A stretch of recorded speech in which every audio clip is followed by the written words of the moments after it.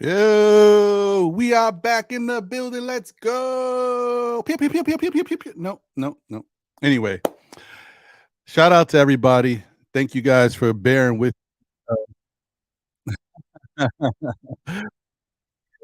um, I appreciate y'all so much. Uh, I've been trying to get some stuff together. You guys know that every time we do these shows, I don't know if I've given you my story, but I've invested a lot of money in my internet connection to try to make it better. Like progressively, I've added more money to it. I made the package bigger so that way it could definitely handle not only the stuff that I do in my house, but the streaming capability, so I can bring you guys a show that'll look okay, and then it won't be all in and out with this connection. So um, I think we're okay. I think we're okay, guys, because I've been noticing. If you know the story, it's been a saga. I've had Spectrum come out, James Dolan's people. I have had them come out and do what I needed them to do. The last time they came out was like 3 4 weeks ago, 3 weeks ago maybe, and the guy came out and spent the whole day here. He had other jobs and said, "Oh yeah, I'll be there in like 15 20 minutes. I'll be done with this one." And he couldn't leave because he knew there was too much stuff that had to be done here. So he worked on it, worked on it, worked on it, and he got me to the point where he said, "Okay, I think you're going to be good to go now." Now the only thing is, he said, just try to mess around with it and see how it works. And I did, and in the beginning, it worked great, but I was on a Wi-Fi connection, and so I needed to get switched to wired. And some of you guys out there who may know anything about this stuff, like, oh, wired connection, yeah, you definitely should have been on that. But yeah, man, from where my setup is to where the router and stuff is, it's pretty far away, and I got to run wire all the way from there. And of course, I can't have wire all over the house, so it's a little bit of a project. Plus, I got to go get the wire, and the wire ain't cheap, folks. Let me tell you something. This one wire was a pretty penny. Anyway, so I got that, and I think we're good right now. I think we're good. I checked my speed test, and none of y'all are gonna know what this means, but some of y'all might. 576 download speed and 22.7, almost 23 upload. So I should be cooking with gas. If I have any problems, I might have to just throw this laptop, throw the whole show away. You know what I mean? All right. Long story short, we're here. We're back. Let's go. All right. Happy Saturday to everybody. Thank you guys for tuning in. I appreciate y'all. Thank y'all to the people who've been chopping it up in the chat, waiting for the show to start. Thank you for patiently waiting. Like I said, I was trying to get this set up so that way now I don't have to worry about it for today's show and shows going in the future. So I thank you for bearing with me. But I think we're good now. Hopefully, finally, we're good. I hope so. Anyway, before we get it cracking, I also want to give a special shout out to my boy, Lewis. Appreciate you, my brother. He's one of my best friends from like young childhood. I'm gonna be 46 years old. I've known this guy for 43 years of my life. We went to kindergarten together, elementary school, junior high school. We split up for college, but we live right next to each other, so we saw each other every day anyway. Yeah, man, it's crazy. It's crazy. So I've known him like forever. He's been one of my best friends for my whole life. So shout out to you, my brother Lewis. Happy birthday. Hope you're enjoying yourself wherever you are today. And of course, I'm gonna call him later, but you know what I mean. I wanted to give him an official shout out because every year I miss his birthday, and this year I remembered. Go figure. All right. So let's do this. Let's holla at the chat. Show a little love. Walter Blackman, I appreciate you. Good morning. Always good to see you. I hope you are doing good out there. Um, Also, I want to say what's up to everybody on Twitch and on Facebook. We are streaming across multiple platforms today, trying something different, just see how it looks. And I appreciate you guys. Thank you for tuning in to Still Nick fans. This is our Saturday show called Know the Ledge, where we help you off the ledge because some people be getting a little crazy with their thoughts and takes on the Knicks. So, I mean, this is to keep you level, keep you grounded. You know what I mean? Anyway, once again, thank you, Walter. Good morning, Ron. I hope you and your family is doing well. I guess I was wrong. I said Knicks in 6, but we did it in 5. Hey, that's a beautiful problem to have, man. That's the way you got to go. I like it. Geraldine McIver is here. Salute the first lady of Still. Nick fans is in the building. Let's go. Come on now. Let's go. What's up, Geraldine? Good to see you as always. JJ is in the building. Appreciate you. Dwayne Dennis is here. Salute, my brother. Definitely good to see you. Said good morning to all. If the Knicks play like they did against Cleveland, I like the Knicks in 5, but Tibbs needs to be going over defensive schemes to slow down Jimmy Butler. Priority number 1. I don't think you're wrong in that. I think that the Knicks are going to have to make some adjustments, definitely, and there may not just be adjustments out the gate. There's probably going to be some very pivotal in-game adjustments throughout each game in this series. He also says game adjustments shouldn't take very long to make. Prepare for them ahead of time so that Jimmy Butler doesn't lock into a zone that loses us the game. Important to protect home court with 2 wins. Yeah. I mean, listen, we all want the you know, the best case scenario, but it may not happen. So let's just hope that we get at least 1 win to start the series off, right? And if they get 2, fantastic. David L is in the building. Salute, my brother. Appreciate you. Good to see you as always. Let's see here. Margaret Edwards is here. What's going on, Margaret? I hope you're doing well. Shout out to you and yours. Appreciate you. Lion of Judah is in the building. Shalom, my brother. Appreciate you. He says blessings to you and the fam, as well as the chat and Grand Rising Knicks fans. Good midday. Let's get right and ready. Facts, 100%, man, 100%. And shout out to the weather. It's not cooperating, but you know what? It is what it is, man. It's raining out there. Now, I do like a rainy day here or there. Saturdays not so much, but it is what it is, man. We take it for what it is. It's life. Ernesto Duverge is in the building. He says, salute Ron, salute D, and all my diehards in the chat. Yeah, D will be with us shortly. We're just getting the show cracking, but he will be here. Shout out to you, my brother. I appreciate you. My guy, Knicks fans, Brazil. Victor is in the building. What's going on, Victor? What's happening, brother? Hope you're doing well. Great show, your last show with Jay Boogie. Shout out to you and to Jay Boogie. That was dope.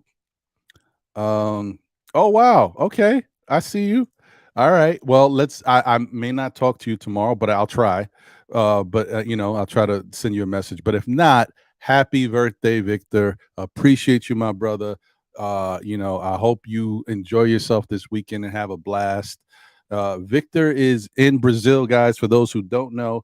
So listen, I'm sure the weather is beautiful in Brazil this time of year, but it's probably beautiful for you all the time. So it's probably no big deal. But enjoy yourself, man. Have a nice little party or whatever, and do something fun. A Train is in the building. Salute, A Train. Thank you for tuning in. Always good to see you. Appreciate you. Who else we got here? Kevin Taylor is in the building. Thanks, Kevin. I appreciate that, my brother. I'm trying, man. I'm trying. It's like every time I try to do something, I got to make sure it works out because things take me a little while. Like, you know, every time I think I got something straight, there's something else that can go wrong. So I try to take my time with stuff because if I don't, and then I get the show going and something else has happened, I'm like, oh, no good. So whatever. I try my best, though. I appreciate you. Nick Yak is in the building. Salute. Good to see you, my brother. Appreciate you. He says, well, let me go back to one after this. Excuse me. He says it looks like Randall will give it a go. Whoa. Okay. He was shooting around, not running, but that was precautionary.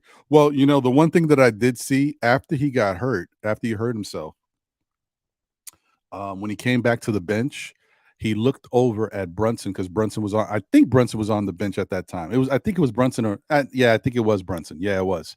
And he looked over to him and he mouthed something about tomorrow. I don't know if he was saying I'll be good tomorrow or something like that. Like he was trying to say. What I gathered is he was basically trying to say it's not that serious. So we'll see. I don't know. Honestly, I don't know, man. Look, I understand that these games are all important, but I much rather have Julius sit that first one and really rest that ankle up, because coming out there and trying to give it a go and then playing on a tender ankle and then never really properly getting the rest and healing, and then he's just walking ginger and not playing his full weight, throughout the series. I don't know if that's a big help either.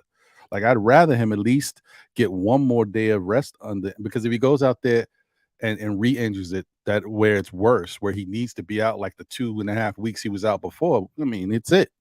I don't, like, he's not going to help us at all. I don't know. Like I said, I hope the trainers, the front office, and the coaching staff protect Julius and keep him from himself if he's not doing the right thing, if he's pushing himself too hard. But if he can do it and it's not as bad as we thought, hey, perfect, by all means. But we'll see. And Ernesto Divert said, our bigs must dominate the boards, attack Bam, get him in foul trouble. Don't let Duncan Robinson go off. He can do heavy damage even with limited minutes. You're not lying. That's a very, very true point. Very true point. That is something that we definitely got to watch. Yeah, so good point, Ernesto. Good point. Um, so we'll see. We'll see. I'm interested to see how it all shakes out. Morning Brew Sports is in the building. Salute to my guys, Phil, Jiggaman, and Hector. Guys, I always say it, man. Tune into Morning Brew Sports. They got a great show, great content. The whole network they got going on there with Yankees Morning Brew and Knicks Morning Brew is fantastic. So salute and show my guys some love. Go subscribe if you haven't. Like, send comments, all that good stuff. Show the love. Show the love. Oh man. My guy, Worldwide L in the building. Salute. What's good, my brother? Hope you're doing all right. Always good to see you. Corey Lee is here. Salute, Corey Lee. Good to see you, my brother. Let's see here. Did I already say Kevin Middleton? Maybe I did, or maybe I didn't. I don't think I did. Shout out to you, Kevin. Good to see you as always. Francisco Carrillo in the building. Salute. Appreciate you. Nice is here. Yeah. He said, morning, all. How's your Bustelo? Yeah, today I got that McDonald's contraption, whatever they want to call it, the McCafe Bustelo. No plugs. They're not giving me any money. But if you want to, McDonald's, this message brought to you by McDonald's. Okay, just saying. I'm with it though. Nice is in the building. Salute, my brother. Nixon 5. Okay, nice. All right. Okay. JJ says, gotta attack Miami in the paint. Lack of rim protection. Okay.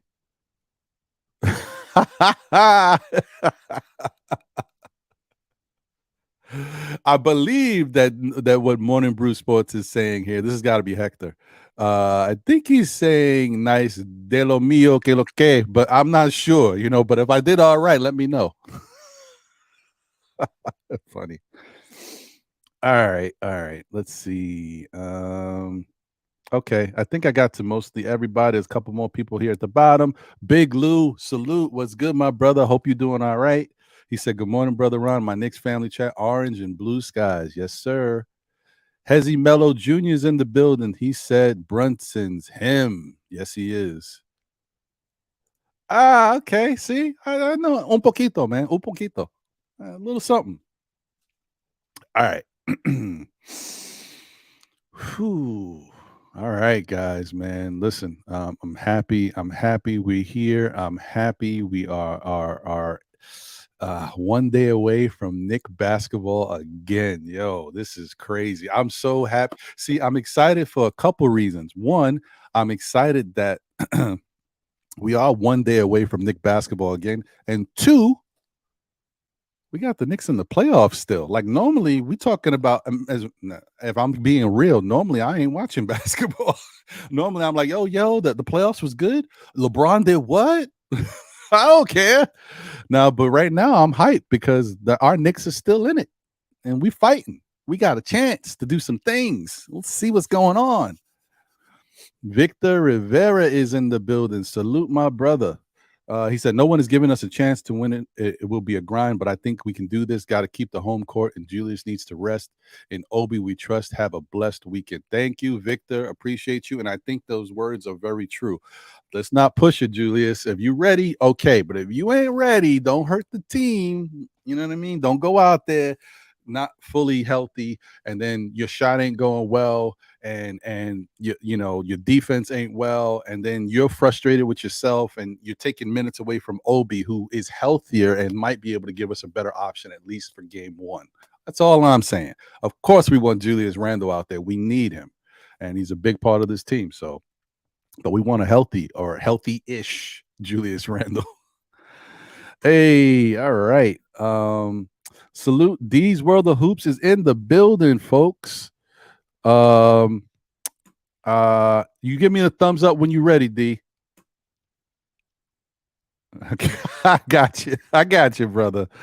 Yeah, and yep, Francisco says next man up, Obi time. Yeah, that's what I'm saying. Yeah, JJ. Woo, guys, what y'all think? I know we don't really care about other teams outside of the Knicks, but Memphis got the smack, bro. I was like, what? That ain't the way to go out, man. Not after how you guys are supposed to be. You know, remember when you know, Durant said it ain't fun to be a New York Knick. Remember when guys were saying the Knicks aren't a cool squad? We don't got swag, right? Remember when we saw Memphis doing their little dances and stuff, you know, all up in the videos? No, but you know, doing their little thing, having fun, going out there, flashing pistols and videos and stuff, just really being about the culture. You know what I mean? Hmm. How's that looking right now? Huh? Huh? Supposed to be a tough defensive minded squad. Got bully ball going over there. You got an enforcer that the league hates, players hate. Huh? You know what I mean? You're supposed to be favored to be one of the elite teams coming out the West, huh? You playing a old decrepit ARP Lakers team, huh? Hmm. Just saying. Just saying. I don't know. I don't know what happened over there. Sorry. Hey, that's Memphis's problem, not the Knicks' problem. So go, Godspeed. Shout out to Hinton Murphy. Thank you for the generous super chat. Was good, brother. Always good to see you, man. I hope you are doing well, you and yours. D says they got some major changes to make in Memphis. I think they do, man. I think they do. They I don't know, man. I don't know. That culture, they kept it a little too real. When keeping it real goes wrong. It's all right though. It's all right. Okay, cool. Jimmy Henry's in the building. Salute. Appreciate you. Thank you for being here and tuning in. Thank you. He said, good morning. Looking forward to Obi continued success and support for Randall. Nice. I don't know, Ernesto. I don't know how you lose by 40 in a playoff game. That is wild stuff. Wild, wild. Yeah. Dylan Brooks poked the bear. Yeah, he definitely poked the bear when he hit LeBron. All right. Well, CC's in the building. My man, the Cartagena himself, is in the building. Salute. All right, guys. So let's get it cracking. Let's get our guy D in here and get this show going. Ew. What's good, y'all? How's everybody? Peace to the chat. Peace to our still Knicks fans. Thank you for having me on again. How you doing, Ron? How's everything? I'm all right, man. I'm good. I'm just trying to, make sure everything's going well, but I'm feeling really good. I don't want to jinx it, but I'm looking at my connection. It is solid. I haven't seen it change yet, and that is a rarity. So I'm really happy about that. So this is good. This is good. Oh, and just so you know, D, I know we were talking about it off camera, but 589 download speed, 22 up. Beautiful. Very nice. That's what you, yeah, man. That stable connection, that's what it'll do for you, bro. Yes, sir. And I don't think I even told you this, but today's show, we're trying something a little different, just to see how it looks. We are streaming on multiple platforms. We are on Beautiful. YouTube, Twitch, and on Facebook today. Let's So go. yeah, so let's see how it all shakes out. All right. All right. Now, how are you doing, brother? But outside of all the other stuff. Oh yeah, everything's good, man. Just preparing for tomorrow. Just went through much of the boarding. And last night too, just looking at the film, breaking down stuff that Miami likes to do. Just coming up with things as to how we can stop Jimmy. How do we stop Bam when they're running action together in the pick and pop and stuff of that nature? So I'm just ready to go, bro. Whenever you are. All right, cool. Hey, Pierre Moise is in the building. Let's go. Salute. Appreciate you. Optimistic Pierre was good. There he is. Yeah, David L said Ron boosted memory, it seems. Yeah. I know. Everything's working better. The connection and my memory. I'm remembering things too. Yeah, everything's good. That's funny. JJ says the connection is fire. Okay, good. All right. Dope. Yeah, I just got to make sure that after the show is I run the wire properly and staple that stuff where it got to go, because the wife is like, why we got 100 feet of wire all over the place? Yeah, my bad. Okay, anyway. All right, so first off, guys, listen. I'm gonna hit this real quick early, because on the NBA report this past Thursday, John jumped out the window. All right. Uh-oh. What do you do? And then by the end of the show, he had me hanging on the ledge with him, and then next thing I know, I fell out the window with him too. So I'm like, I gotta calm down. But yeah, I jumped out the window with him too. So I'm gonna go super optimistic Jones right now, and I'm jumping with John. John has the Knicks sweeping. Wow, that is jumping out the window. John has the Knicks sweeping, and even though I still feel the Knicks in 6 realistically, for the fun of it, and just to be controversial, I'm going with the Knicks sweeping too. Let's go. We're getting sweepy, man. Folks. I'm sorry. I'm tired out here. We're getting sweepy. And, normally the other side of me would be like, you know what? When I hear something like that, see if I know the ledge. There you go. Yeah, because you know what? That's wild. I'm like, I don't know. Not against this Miami and Jimmy Buckets. Officer Buckets, man. I don't know. Yep. We'll see, guys. We'll see. Cannot confuse this guy and this team for the Cleveland Cavaliers. No way, no how. That is a very true statement. And I just think, like, the other thing is, like, Jimmy Butler has that villain factor. He's been a villain to the Knicks, like, forever.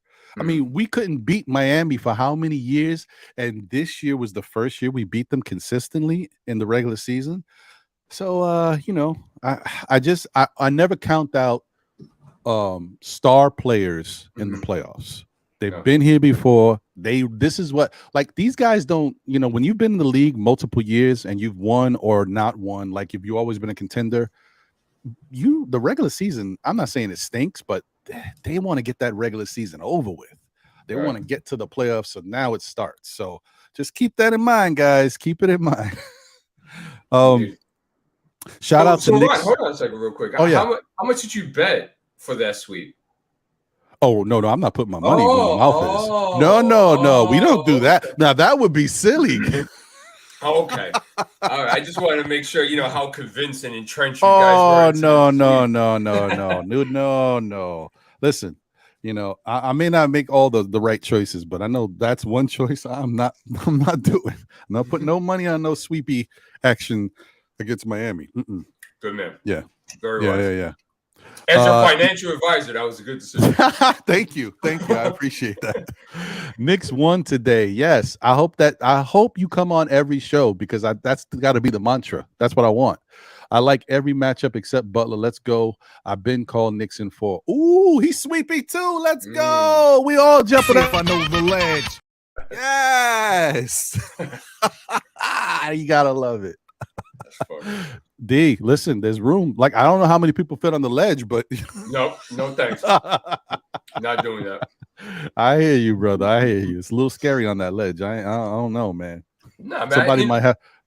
I know gravity, like when you jump, the gravity will pull you down and kill you. You know what I'm saying? I'm just aware of that type of stuff.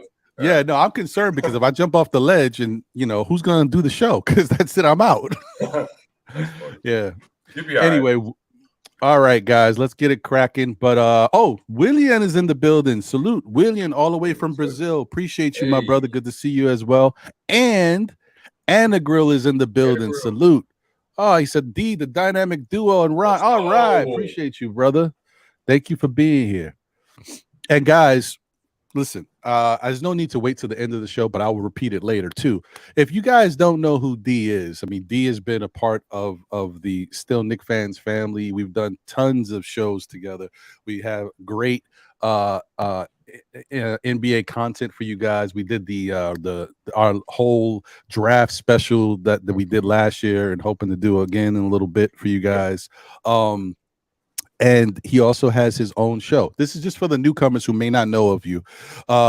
He also has his own show called D's World of Hoops, and you should definitely check it out. It's great content, and he breaks down stuff not just the way everybody else does. He also gives you, some video breakdowns, some more of a different lens of how the game looks from a coaching standpoint, because D's well versed in coaching. That's what he's done, and I don't know if he's still doing currently, but he's done it a lot of his life. Now. Okay. Yeah, so definitely shout out to D's World of Hoops. Check his show out. Like, comment, subscribe, show him love. And listen, man, tell a friend who tells a friend who tells another friend, man, because he's getting close to 1,000 subscribers, guys. Who knows? The person I'm looking at right now, you could be number 1,000. So definitely. Word. Yeah. Appreciate that. And one more thing, we're already 80 away, too. We're at 920. So we're right there around the corner, guys. So anybody that's due, thank you, Ron, for that, by the way. Anybody that's due, please subscribe and please like and please share that good word about a growing and developing channel. Yes, definitely. Support this guy, man. It's like I said, I wouldn't tell you no wrong, man. The content is great. You see it for yourself. Shout out to Julian Blum in the building. Salute, Julian. Good to see you, my brother. Danny Landis is in the building. Salute, Danny. Hope you're doing good. Hope your son's doing good. I don't know how basketball is treating him right these days, but I hope everything's going well. Appreciate all you guys. All right, so we're gonna get into a couple different things. We're gonna have some video breakdown for you guys. We're going to also do some player matchups and look at the series. And then we're going to talk about some other things with regards to the series that I think we all should be focusing on. Because, listen, as much as we'd love to say that this is going to be easy, it's not. I mean, who are we kidding? It ain't going to be easy. This is the Miami Heat, man. This is the playoffs. And we cannot shortchange what Miami's done against Milwaukee. I don't care how bad you think Milwaukee was playing or Giannis was hurt.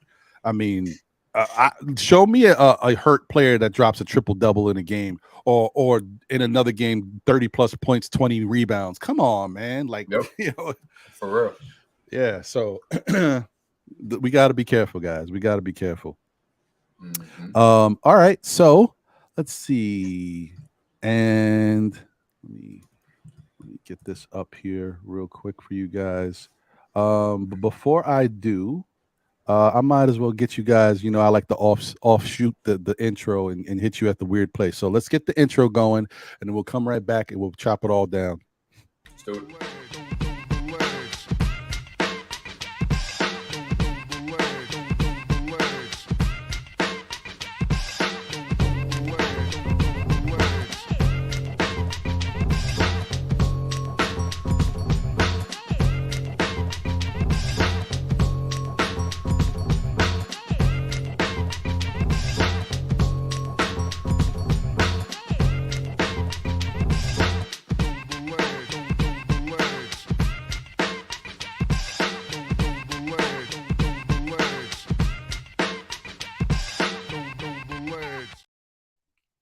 All right. Okay, guys. First off, listen, the Knicks, obviously they surprised a lot of people. They surprised some of us as fans by winning in 5 versus the Cleveland Cavaliers. They took care of business and took them out of here. And part of how they did that was behind the great play of their bigs in this series, especially Mitchell Robinson, his offensive rebounding and what he added to the mix, the hustle, the grit. It's all over with these guys right now. And Mitch Hartenstein and Josh Hart have been huge for them in those categories, in those areas. So if we take a look at how that series broke down, like as far as what we really succeeded at and might have been the key to us winning that series, we have an idea of what we can expect going into the Miami series. However, when we take a look at this, we're also going to point out some things about what Miami might want to let us do, but how we might have to combat that as well. So as you guys can see in the series against the Cavaliers, I mean, look at the second chance points. 91-55. I mean, that's phenomenal. Not only is it phenomenal, that's the most. Now, this is a weird stat. I'm gonna say it to you guys, but I don't like funky stats that don't really make a lot of sense. The Knicks aren't always in the playoffs. Apparently, this is the most second chance points the Knicks have had in a playoff series in like 20 plus years. But like I said, it's a skewed stat. The Knicks haven't been in the playoffs that much, so I mean, like, come on. But whatever. Points off of turnovers, 111-76. Whoa. And then the rebounds, 227-186. The Knicks did a hell of a job on those rebounds. Shout out to Josh Hart, Mitch, and Hartenstein once again. Julius as well. He contributed as well. But those three guys were huge. And the points off of turnovers, like that's like something that's fundamental stuff you learn as a kid playing basketball.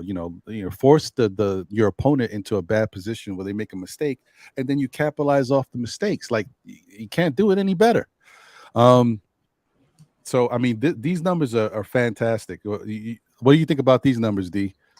I think that it showed that we completely dominated the Cleveland Cavaliers in every aspect of the series. The big thing for us was the points off turnovers. We weren't a very good team getting points off turnovers this season. So it was very surprising for it to be as lopsided as it was. We played phenomenal.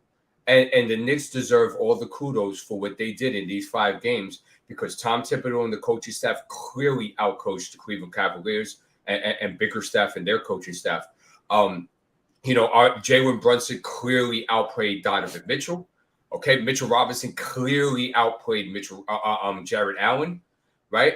Randall and Mobley were kind of like at a stalemate because they both were doing a good job on each other defensively, and they both didn't get their offensive games going. Now, in Game 5, I thought Randall's approach was wonderful, where he was very aggressive. He was reading the floor wonderfully. He was just putting that big old body to Mobley, which he should have been doing in the first game. So it was unfortunate for him to go down, but we did like what we were seeing.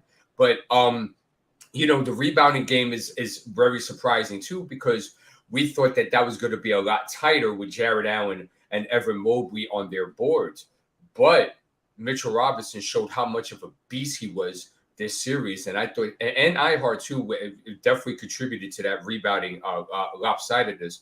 And we did a phenomenal job at every aspect. Yeah, I definitely agree. Fantastic job by them. And I'm hoping that they can still continue to do some of this type of work against the Miami Heat. But the Miami Heat is a different team. They're made up differently. They play differently. So as much as this looked great, don't expect such a lopsided margin for the Knicks against them. Even though we're probably a better rebounding team than them anyway, but expect it to be a lot closer, or we'll break it down a little bit more, but expect things to be a little different. I'll say that. So so I think that's definitely something that is going to be pivotal in how the Knicks figure out what worked for them in the past and what may not work as well. So what do we do? What else can we do to help us, be in a position to win games against Miami? Because I like the chess match that's going to happen, because it's Tom Thibodeau versus Eric Spoelstra and Pat Riley. Because Pat Riley's he's right there. Like if we get off to like a weird, really good start, say we win the first game, and I think they'll still play their game plan. Spoelstra will be in charge and doing stuff, but he may, may go to Riley and ask, maybe go some ideas how you think this will work against them. But if we go up like take 2 games to 0, that's a team that will make an adjustment. They'll come out with some type of thing in game 3 differently because they got so much experience and there's just the brains over there are just so smart that they're gonna figure out something to combat you. But it's definitely something to look forward to, bro. No, absolutely. And I want to keep stuff in mind for guys, right? So I have a couple of notes on this stuff. First of all, before I even get into that, this is a different Miami Heat team that played in that first round than we saw 4 times this season. Mm-hmm. And the reason why I state that is because, for example, right, if you look at points per game, right, they were last in the league, 30th at 110.2, right?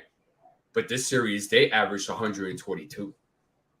No, I'm lying. 124 against one of the top-rated defenses in the league. Okay, so that's something, that completely changes because they were 29th in pace. There was no way they were near the bottom of the teams and players scoring 124 points a game. No way. So they quickened up the pace. They shot well for the three-point line. Now, this has been a team where, like, for example, they were, and I'll look at it right now, in 3 points made, they were 15th, and 3 points attempted, they were 10th. So despite them being 29th in pace, they did jack up a lot of threes. And they only shot at 35%, which is about league average, but they were 23rd in the league. Completely different in this first round. And this first round against a very good defensive Milwaukee team, at least we thought, this team shot 52% for the field for the series. And this team also shot 45% from 3. So this is a completely different Miami Heat team. And, I really hope that the coaching staff is really, with a microscope, really looking at that first round with the Bucks and dissecting the things that they have changed from the regular season to the playoffs. That's number one. So I want to keep that in mind. This is a different Miami Heat team than we saw 4 times this year. That's one. And I'm not talking about because they beat the Bucks. I'm just talking about in their style of play. Their style of play is completely different now, right? I have very good notes here. Obi and Randall's off-ball defense will be tested this round because they've run a lot of off-ball stuff and they've run a lot of pick and pop. These are things that we had issues with throughout the whole season, okay? And we were not consistent in this, okay? And also guarding three-point line. I'll get into that in a sec, right? You have to figure out how you're going to guard Jimmy Butler because they spread out everybody, right? They have Love at the corner, on the bend, or on the wing, on the pick-and-pop options. And then with Bam does a lot of his work around that 12 to 15, 15 to 18 area. Now, he was very good at the rim last series, but that was because of a lot of offensive rebounding and a lot of dump-offs that they would give it to him and stuff like that. But it wasn't like he was taking guys from the perimeter to the paint and having his way. It wasn't like that. So they're going to draw Mitch out. They're going to draw Randall out when he comes back. And I hope Randall sits game 1, by the way. That they're going to draw out Obi. And Obi has been, and I hate to use the word, it's pathetic. It's been pathetic in his off-ball defense, his help of recovery, and his rotations.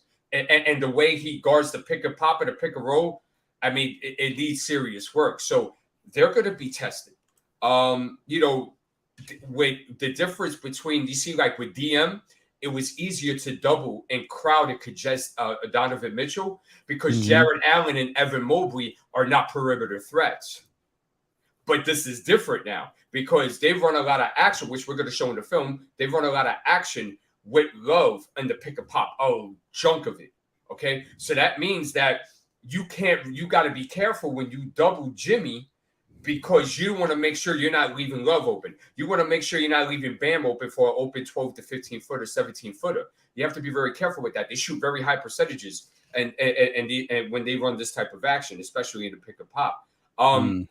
Another thing too is that Keep in mind, Jimmy Butler and Caleb Martin will be guarding Jalen Brunson. Now, I saw Margaret, for example, she said a chat, which was very astute of her, and she said that they will be playing zone. And she's 1,000,000% right.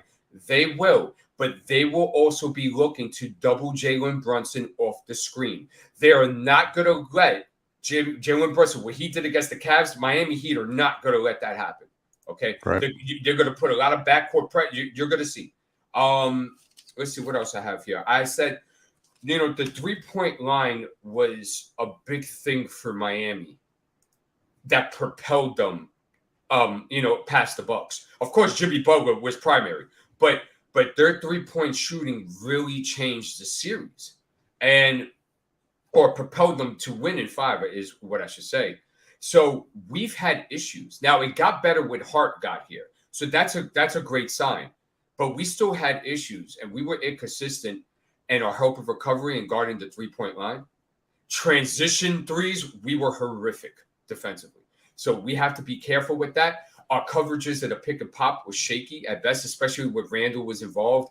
RJ Barrett, you got to put in that conversation too. Mitch had a lot of issues with this as well if he's caught on switches. Hart didn't have a lot of success with this. Obi's lost to the source. So there are things that we have to pay very close attention to, and I hope that the coaching staff is doing this. The Heat will go small. The Heat are designed, and I want to keep this in mind because I saw Nick Yak mention it, designed to, right, lose the rebounding game. This team is designed to lose the rebounding game. They don't care about that. Okay? So we have to keep that in mind. Right? And here's another thing, too. Points in the paint, we have to average at least 50 points in the paint.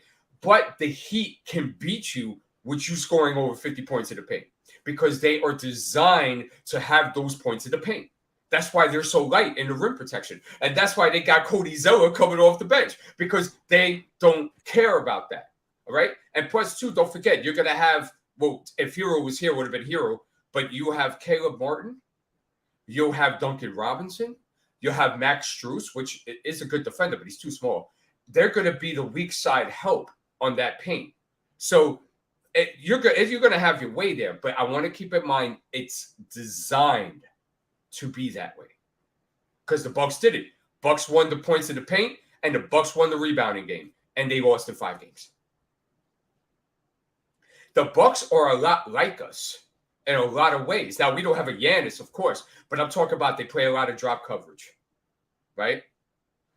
So it's that stuff of nature where Miami took advantage of. And we're going to go through the film, and we're to go through things that we're going to have to make sure that we're tight on going into the series. And we want to make sure that the coaching staff and the players are going through this in the film room as well. Mm-hmm. Mm-hmm. Very, very good point. Very good point. Yeah, there's certain things that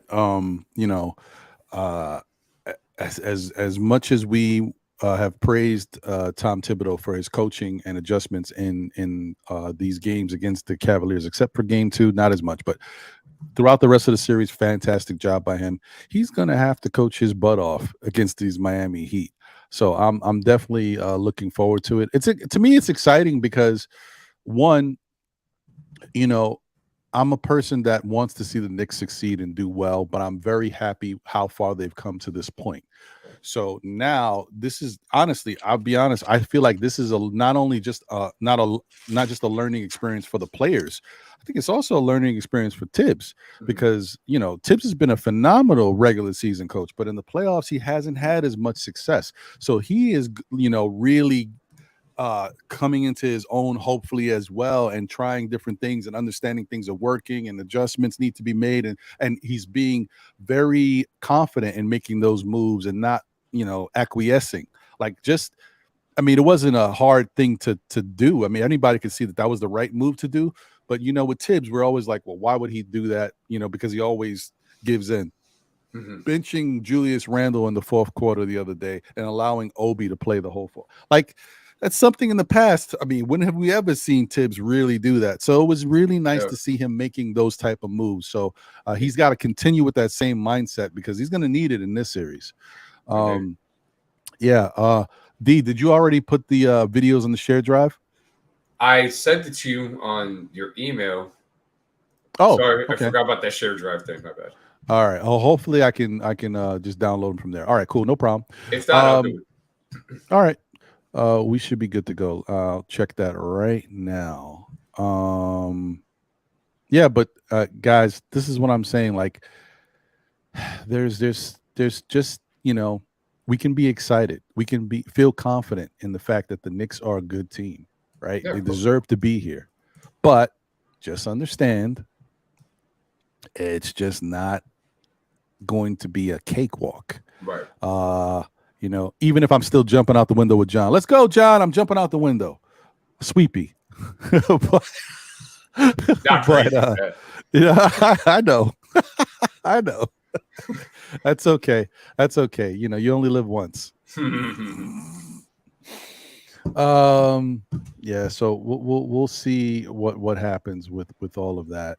Yeah. I don't think which email did you send them to, D? The one that you sent me the link. Oh, okay. Yeah. All right. All right, guys. So, and while you're doing that, right, let's keep in mind too, Eric Spoelstra ain't no JB Bickerstaff. No, he's not. Let's keep that in mind, bro. He destroyed Budenholzer in that series. I mean, he just outcoached him. He outclassed him. And I'm not saying that Tibbs can't do it. I'm just saying that y'all going to see this ain't going to be a cakewalk, bro. And there's a lot of things that the Heat do that gives us a lot of issues. And a lot of things that we do very well, the Heat don't mind. So, and I still have us in 6. That's not changing, but we still have to be sharp and we have to be tight. Yeah, agreed. Yeah, I think it may be tough for me to get them from here because I don't see them showing up. Maybe if you send them to the shared folder, it'd be easier. My bad. I got you. All right, cool. Yeah, guys. So, oh God, I know why. Because I didn't send it. Oh well, there you go. That would be that. Yeah. There you go. Okay. Yeah, all right. That's what I'm talking about. So hopefully that comes through okay. Oh, there we go. Okay. All right. So yeah. All right. I got you. So yeah, I think that like we've been saying, guys, just take it with a grain of salt. We're confident that the Knicks can do some things. We just have to be understand that the Knicks got to play smart basketball. The Knicks have to play the best basketball they've played all season. Indeed. That's just that's a cliche, right? But it's the bottom line. They have to play the best basketball they've played all season. They have to continue to be smart, continue to try to be as efficient as possible. And the other thing is, like D says, and we'll break that. He's going to break down even more. Miami's going to do different things. They're going to show different looks. They're going to try to double Jalen at times and take him out of the game. Other guys need to step up and they're going to have to be the keys to our victory because Miami's not going to let your best player beat you a lot of times. And if they do, then it's going to be a concerted effort. We'll let this guy get off and we'll take all of these other guys away. Or is the opposite. Like, if you look at what Giannis did against them, he didn't play the whole series, but in the games that he did play, he had some really good numbers, some big numbers. So Giannis was getting his. They were just trying to shut down other people like Drew Holiday, like Lee mentioned, like so we gotta be mindful of that, and that's when we need the guys like Quickly, Quentin Grimes, Obi Toppin, RJ Barrett is going to be pivotal in this matchup, and in previous times, we know RJ's had a lot of success against Miami and success against Jimmy Butler, quiet as kept. Yeah. So hopefully that can translate and continue. You gotta put pressure on Jimmy, like make Jimmy work because he's going to be working on the offensive end. Let's tire him out as much as we can on the defense and make him work whatever we can. Yeah. Yeah. And another thing too is that because Yak mentioned it about that he was trying to break down that if it would go to 6, these things will happen. We have to keep in mind that Milwaukee had one of the best home records in the league during the regular season, and Miami took 2 of those games in Milwaukee, and they took the clincher too. So I do advise you guys to look at the series between them and the Bucks, and don't look at or actually look at against us too, because you'll see the two different completely basketball teams now. So just keep that in mind. Mm-hmm. Very true. Very true. So what do we want to get into first? Okay, no problem. So I think that our big thing that we want to get into, and I think this will determine how this series goes, and it's deciding what we're going to do with Jimmy Butler. Are we going to double him? Are we sometimes going to double him? Are we going to crowd him? What's going to be our coverage on the pick and pop? What's going to be our coverage between Jimmy and Bam Adebayo? So you can start off at double Jimmy or not, Okay. and we'll start there. Okay. Got it. Okay, I got to look at them. All right. Let me just get a couple of these queued up. Yeah, while you do that, we had also too, the Heat have, and we have supreme confidence too as well. So I don't want to take that away. But the Heat also have supreme confidence right now because they are the sixth team in league history that took down the number 1 seed. And it wasn't in 7 games. It was in 5. So they're on cloud 9 right now, and they're going to come out guns blazing. They think we could beat the New York Knicks, especially beating the 1 seed. And I still have us at 6, so I want to keep reiterating that. I'm just saying that we have to be sharp and we have to be tight. We have to be on a piece of cues, and we have to come with a very successful game plan on how we're going to dismantle this Heat team. I mean, that makes sense. We've been talking about, like, you got to be smart. Like that, you can't. Like, that's the thing. Do we have better talent than the Heat overall? I think so. Yes, especially now with Hero being out and Oladipo being out. Even with them, I still think we had maybe a slightly edge in overall talent, but it was, it was a little closer because if they had those guys. But without those guys, I think we're the more talented team. However, you take the Heat for granted and you don't play smart basketball. The Heat are sneaky. They're tricky. They find ways to win games. They've been here before. They know what it takes. Yeah. And with Jimmy Butler, who never says die and won't let his team lose, you have to play the right type of basketball in order to get them up out of here. So 100%. Yeah. So all right. I think you know what? Let me just one more second because I want to make sure I have them all rather than going back while we're in mid battle here talking about them. There's a couple more and then we should be good to go. Okay. Yeah, I got a lot. No. It's good. It's good. That's fine. That's great to be able to have some stuff to refer to, and really be able to break it down. Couple more here. Oh, by the way, guys, I think we got over 60 in the chat. Make sure you guys are liking the video. Okay, make sure that new guys are subscribing, and make sure everybody's spreading that good word about still Knicks fans as well. So make sure you guys are hitting those likes. Thank you, D. Appreciate you. Okay. All right. So I think that is that for these, and we'll get something up now. There you go. Okay. Yeah. Okay. Let's go with the first one here. Yep. So, okay. So we still, okay. That's no problem. All right. So, yeah. Pause there. Good man. Okay.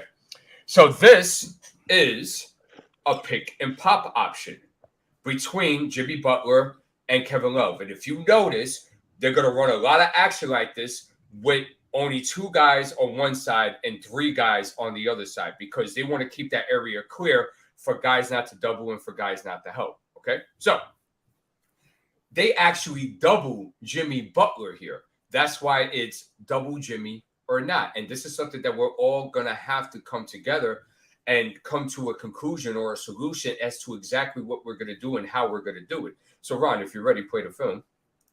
All right. Okay. And you see right here, stop right there. See, they doubled. And what did Jimmy do? Because don't forget, they got that side of the floor clear now because they put Gabe, they put Bam, and they put Strauss on the other side. Right? And then you have a Kevin Love wide open 3. So go ahead and play the rest of it, sir. And there you go. So we're going to have to decide how we're going to do this because we can't double Butler like we doubled Donovan because this option was not available for Donovan from Mobley or Allen. Very true. And just to keep something in mind real quick, right? Let me look real quick here because I was looking at their playoff stats. Kevin Love is shooting for the series. Let me see if I can get him. Kevin Love, where he at? 43% on 6 attempts in the first 5 games of the playoffs so far. So you need to listen. One thing about the Cavs that I take advantage of that we did give them, they had a lot of open jump shots, bro. I don't think that's going to fare for us very well if we give those same amount of open shots to the Miami Heat this series. It's very important to stay attached to shooters, but we'll get into that later. But right now, how do we double Jimmy, right? So let's go ahead and go to part 2 because we sort of doubled there. It didn't work. Very true. Yep. All right. Let's take a look at part 2. His offense has. Okay. So right here, that's how it started at the beginning. Okay, so here, right, they decided, right, to play him one-on-one. You see Drew Holiday put some backcourt pressure on him and stuff, but the problem is that Jimmy is elite at getting to his spot. You see? And his spot, he loves that elbow area. He loves that mid-range 15 to 17 feet area, right? So if you go ahead and play it, right, he goes ahead, gets to a spot where he wants, and that's Buddy in the back. He is shooting 60%. I will repeat, he is shooting 60% in that series from that 10, 12, 14, 16 feet area. 60. Yeah, dude. It's crazy. He's super crafty. Unbelievable. So it makes you decide, do we double Jimmy? Do we not double Jimmy? Right? Okay, no problem. Let's go to double Jimmy or not part 3. All right. And let me see the note I have here. Yeah, so now on this one, right? This was a pick and pop between Hightower and Love. But they use Love as a passer out of the pop. And they use Jimmy as the cutter. And they did it a couple of times. They did it with Bam and they did it with Love. And here's an example of it. Right? So you see the pop there and you see Jimmy go ahead, flash the lane, and bodies Giannis to go ahead and get to the right hand. So now what I want you guys to start doing when we look at this film, that's not going to be Giannis. That's going to be RJ Barrett. That's going to be Josh Hart. That's going to be Quentin Grimes. So I want you guys to keep that in mind. One of the things, not Hart. Well, Hart had some issues with this, and Grimes was a lot better at this. But with RJ to this day is still susceptible to the back door.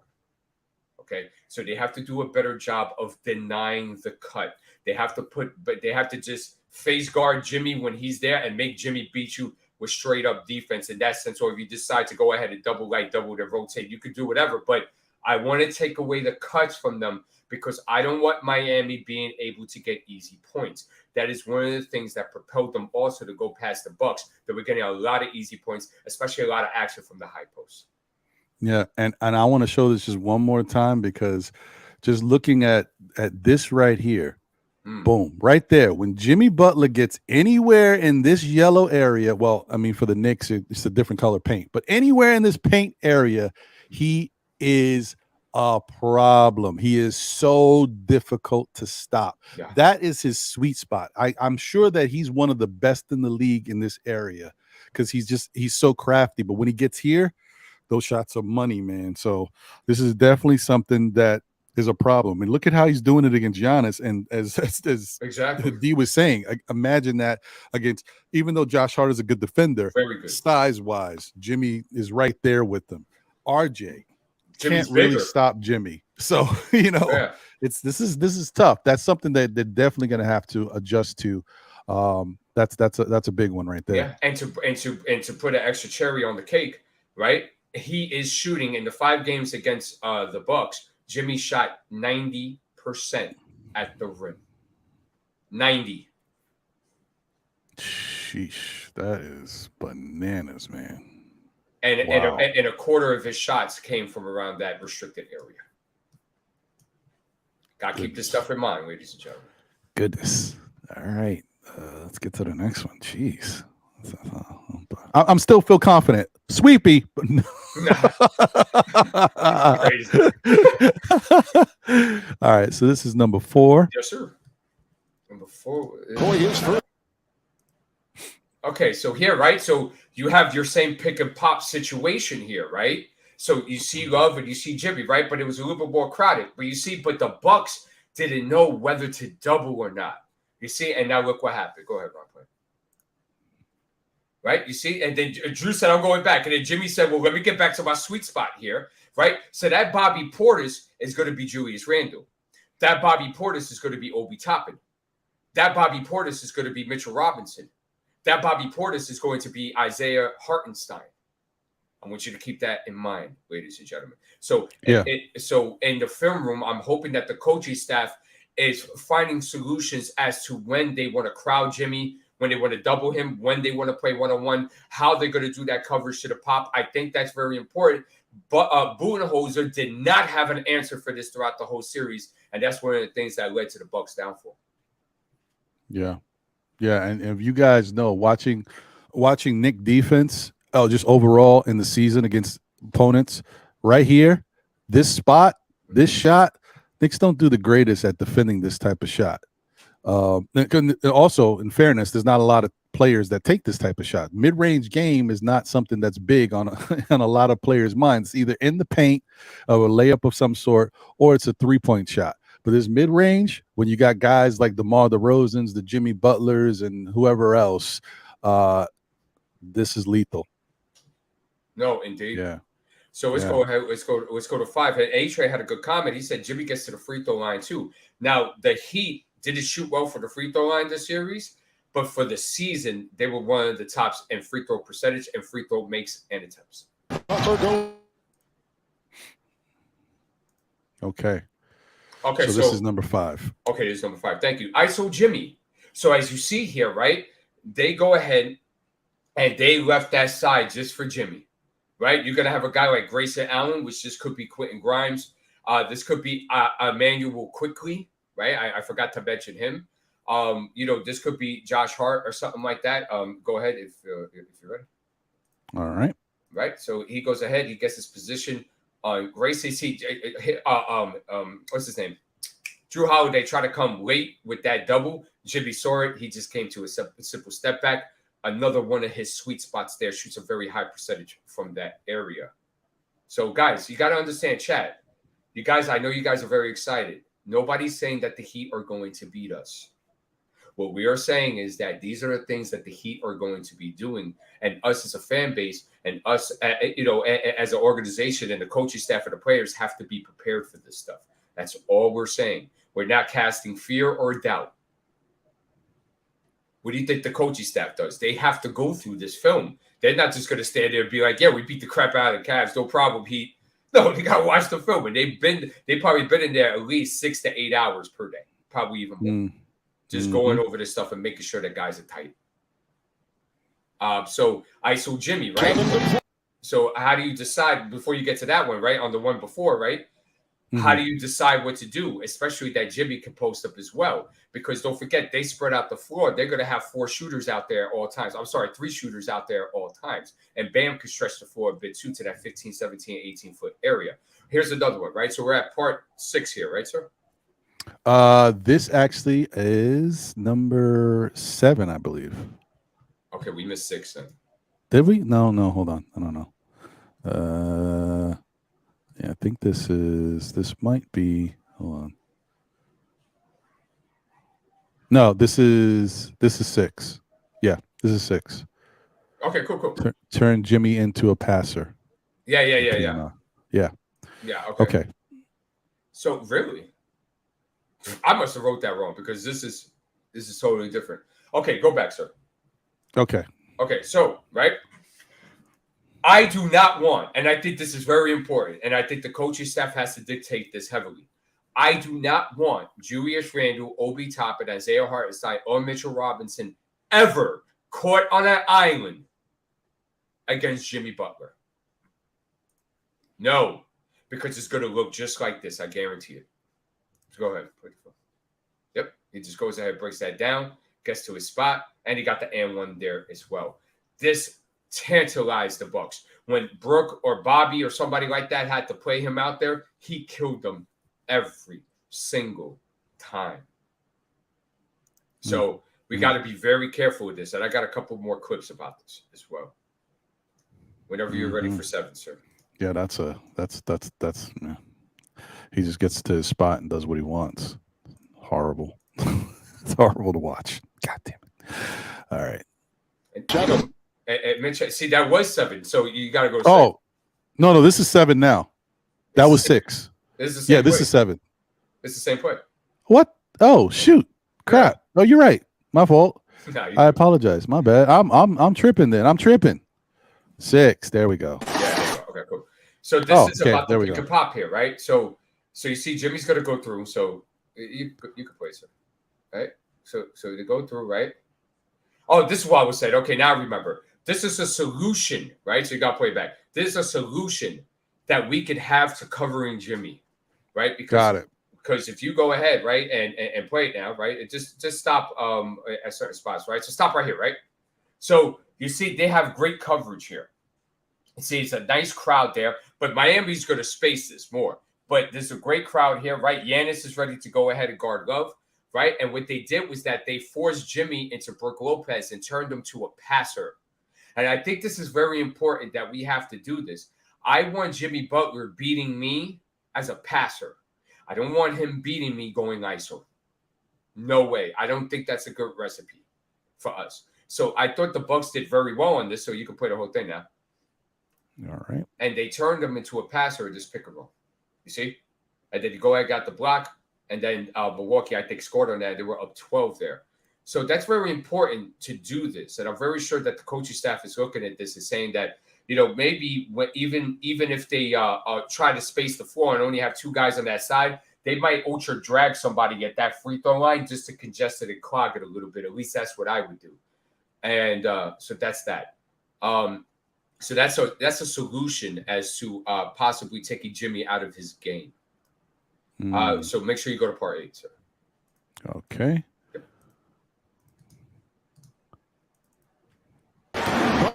But as I said that, right, and I'm glad that one did actually come for a second now, because here, right, they crowd Jimmy, but he makes a magnificent decision with the basketball. Go ahead.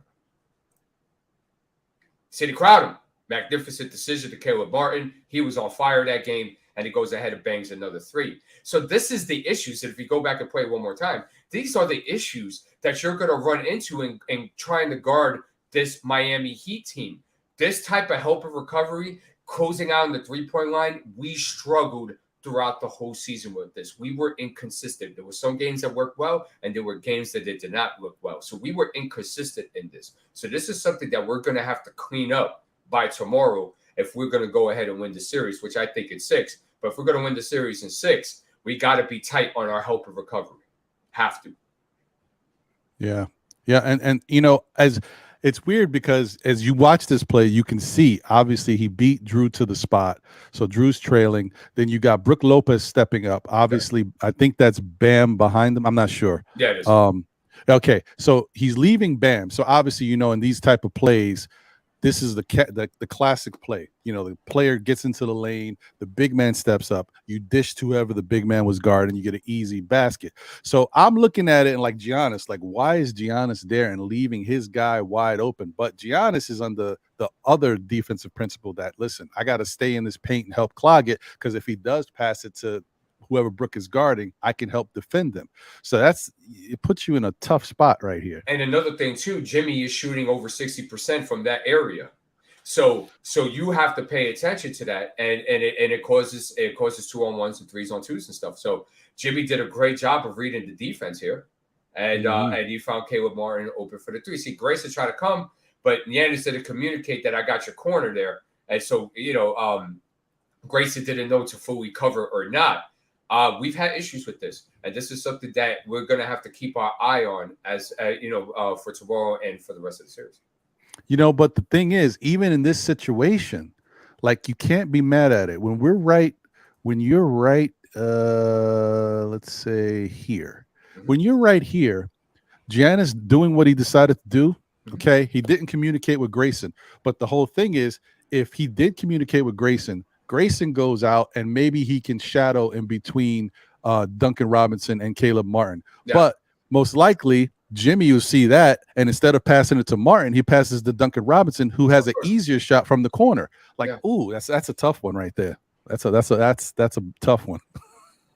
No, and I hear you. And another thing too is that, Giannis didn't communicate that he had Grayson's corner, because if he did, then Right. Grayson would have fully came out on Caleb Right. No, Martin. that's the thing. Yeah. Yeah. And the only thing I don't like about this is positioning wise is notice how Giannis is in front of Bam.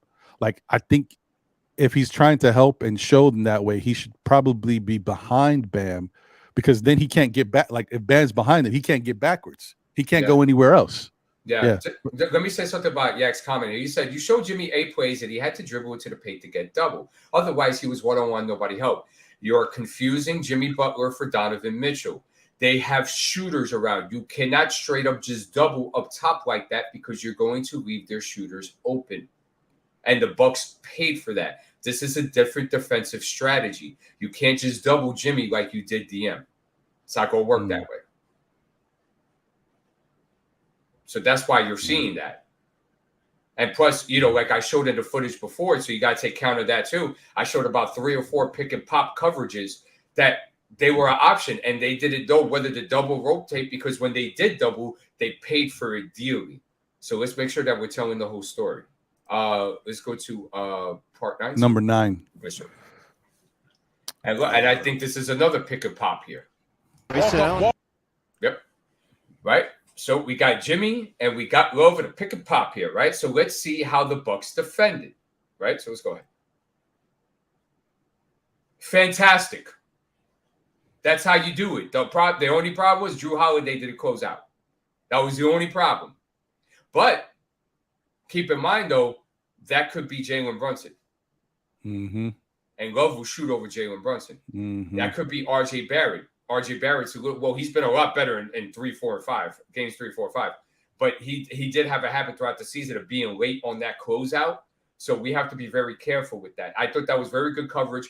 That's something how the Knicks want to cover that pick and pop showed on that play. But they have to make sure that they run Kevin Love off that 3-point line. If you showed the play again, Ron. Right? Excellent coverage here.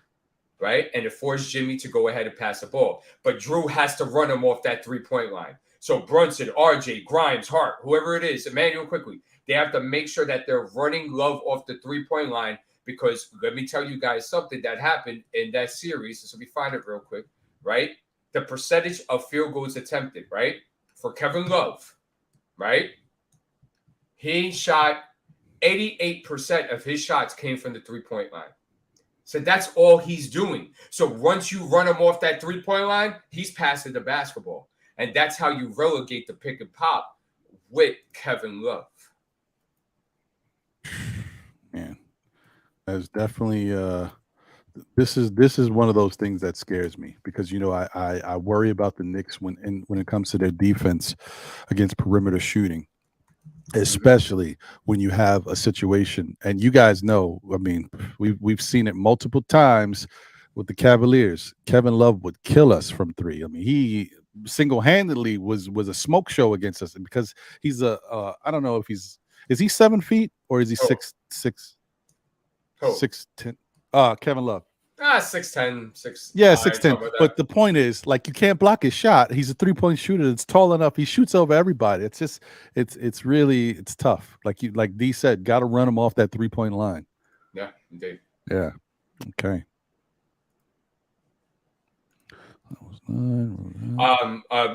RG, I guess he's not hearing me. How would they stop Jalen Brunson, Julius Randle, and RJ? Please tell us, dude. I have us in 6. Like, what's not being understood? I have us in 6, but they will double Brunson. Okay, and RJ, they will crowd the paint on him, and I will show that. You know what I'm saying? And they did it with Giannis, and they did it with Drew Holiday, and I will talk about that. They will try to do it, but I still have us in 6. Yeah, and that's For the seventh time. that's the only thing that I think that people may not be getting. It's not so much necessarily that Miami is going to shut us down, defensively on their end. They will make it a little bit more difficult for us, but we've got a team that's been one of the top teams in scoring points all season. We've been a good offensive club. Yeah. So we're going to get ours, hopefully. The issue is us being able to stop them and stop them as comfortably as we stopped Cleveland. And that's the difference. Like, it's just, the point is, it's going to be a game. Like, each game should be a game. It shouldn't be lopsided. You would hope it's not, but it's going to be a battle. That's the only point. We still win the battles, yes, but us understand it's going to be a battle. Right. Or I mean, these are just things that we have to do to make sure that we're tight on all angles. Mm-hmm. Nobody is casting doubt or saying that they're going to beat us. That's the third time. We're not saying that. We're doing our scouting analysis. We're breaking down film in order to show everybody that this is how you're going to beat the Heat, not how the Heat are going to beat us.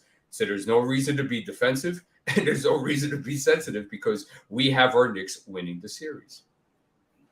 Yeah, and I'm still getting sweepy. I'm telling y'all. All power to you, sir. Okay. Yeah. Okay. This is 10, right? Yes. Okay, so again, I do not want Randall, Mitch, Obi, Isaiah Hartenstein.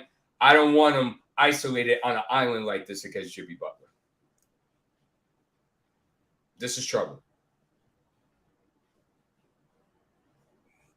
Yeah, he knifes through the lane. He's so good at that. Getting into the lane, Jimmy is a maestro at doing that. He's incredible at it. And then, like, he's so physical and strong. He's very aggressive in his movement. That's why either he's going to get the basket or he'll possibly get fouled. And he's a really good foul shooter. So yeah, we don't want that. And that will work to the Heat's advantage in that we want to make sure we stay away from that type of switching. I don't know why Budenholzer was doing this. And I understand that Sincere said that he had a passing with his brother or something like that in a car crash. So make sure you guys give your prayers and stuff like that to the Budenholzer family. But and just in a basketball sense, because I can't speak to his emotionality at that point in time. But in a basketball sense, you can't have Brook Lopez out there like that. No way. Yeah, and if we're looking at it from a different standpoint, from the Knicks standpoint, offensively, this is the same matchup right here that we're hoping Obi Toppin, if he plays substantial minutes or if he has to play more in game one than Julius, we're hoping he can capitalize with his foot speed against Brook Lopez, because Brook Lopez cannot stay with Obi Toppin. I mean, he can't stay with a lot of these guys. So, but this is something that Obi should be able to capitalize on if it presents itself. Absolutely. Well worded. Okay, we got one more. All right. And that's just for the Jimmy stuff, because I'm pretty sure you want to get to other aspects of the show and stuff like that. Yeah, sure. Yeah. Mm-hmm. And this is number 11. Yeah. So here, just something for you guys to look out for. They're going to try, because, most likely we're going to try to make Jimmy's life hell, right? So they're going to try to find ways in order to free him up. So what Eric Spoelstra did at the beginning of this overtime, he ran a double staggered set for Jimmy. Okay, so you go ahead and play.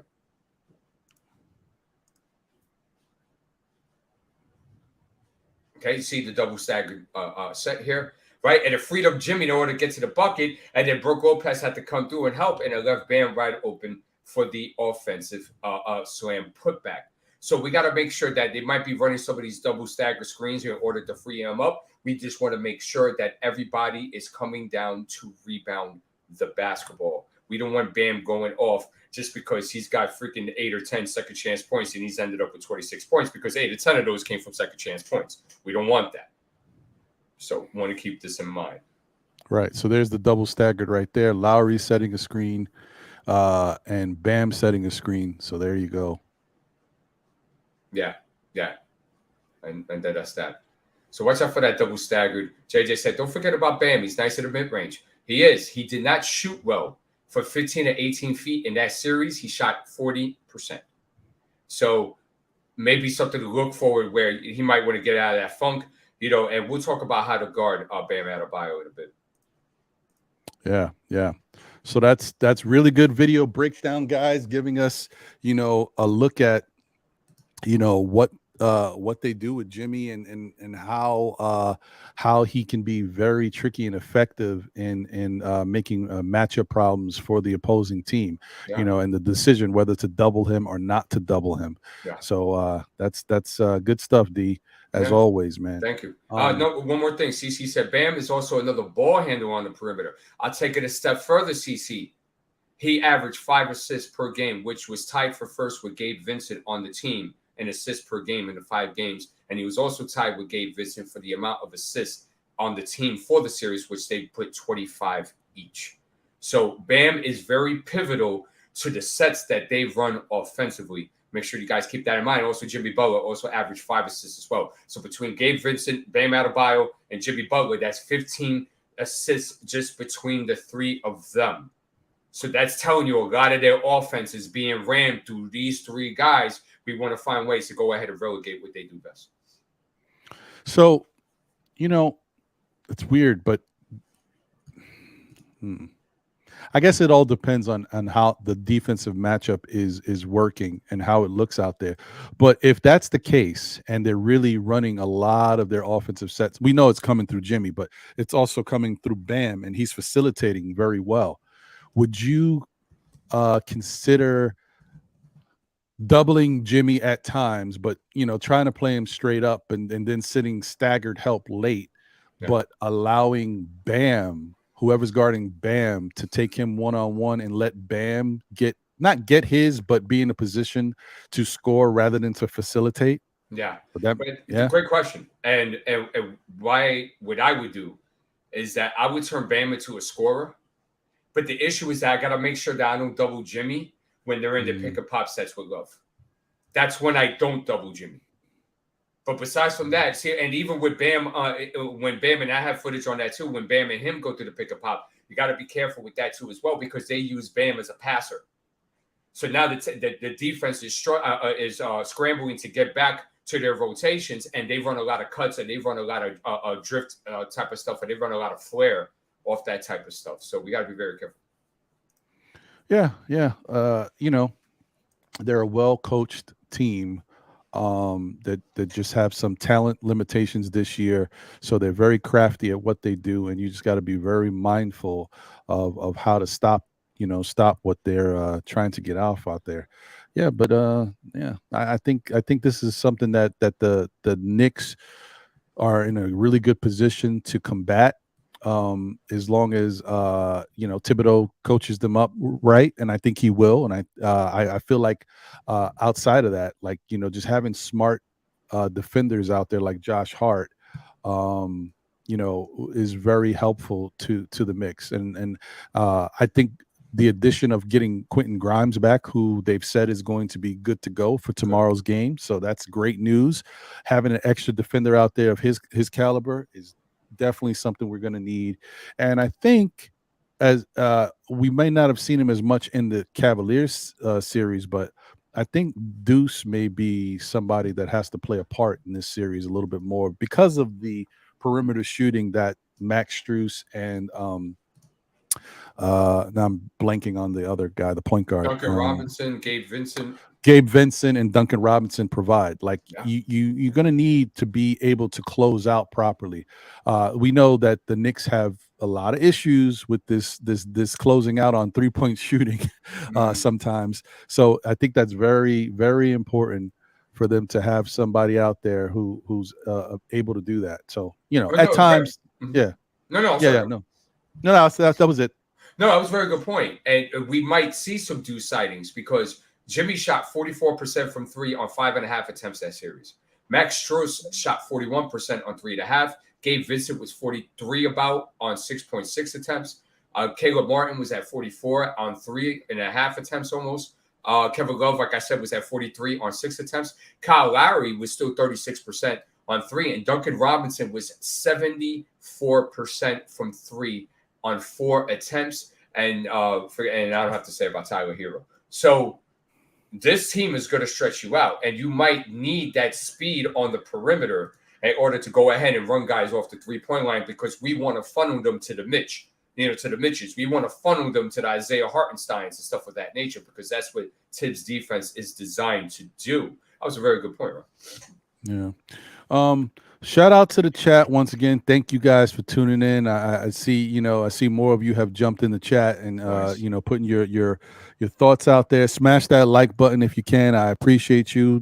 D appreciate you. Thank you guys for being here. Shout out to RG the OG. I see you. Yeah.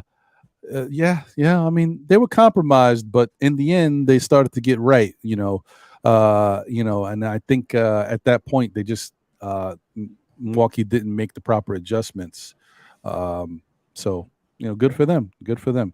Latrell Sprewell is the American dream. What's going on, Spree? Good to see you as always. Appreciate you. Let's see. Travel Vibes is in the building. Salute. Good to see. Hey, my guy Cully. What's going on, Cully? Always good to see you, bro. Knicks will be 2026 NBA champs.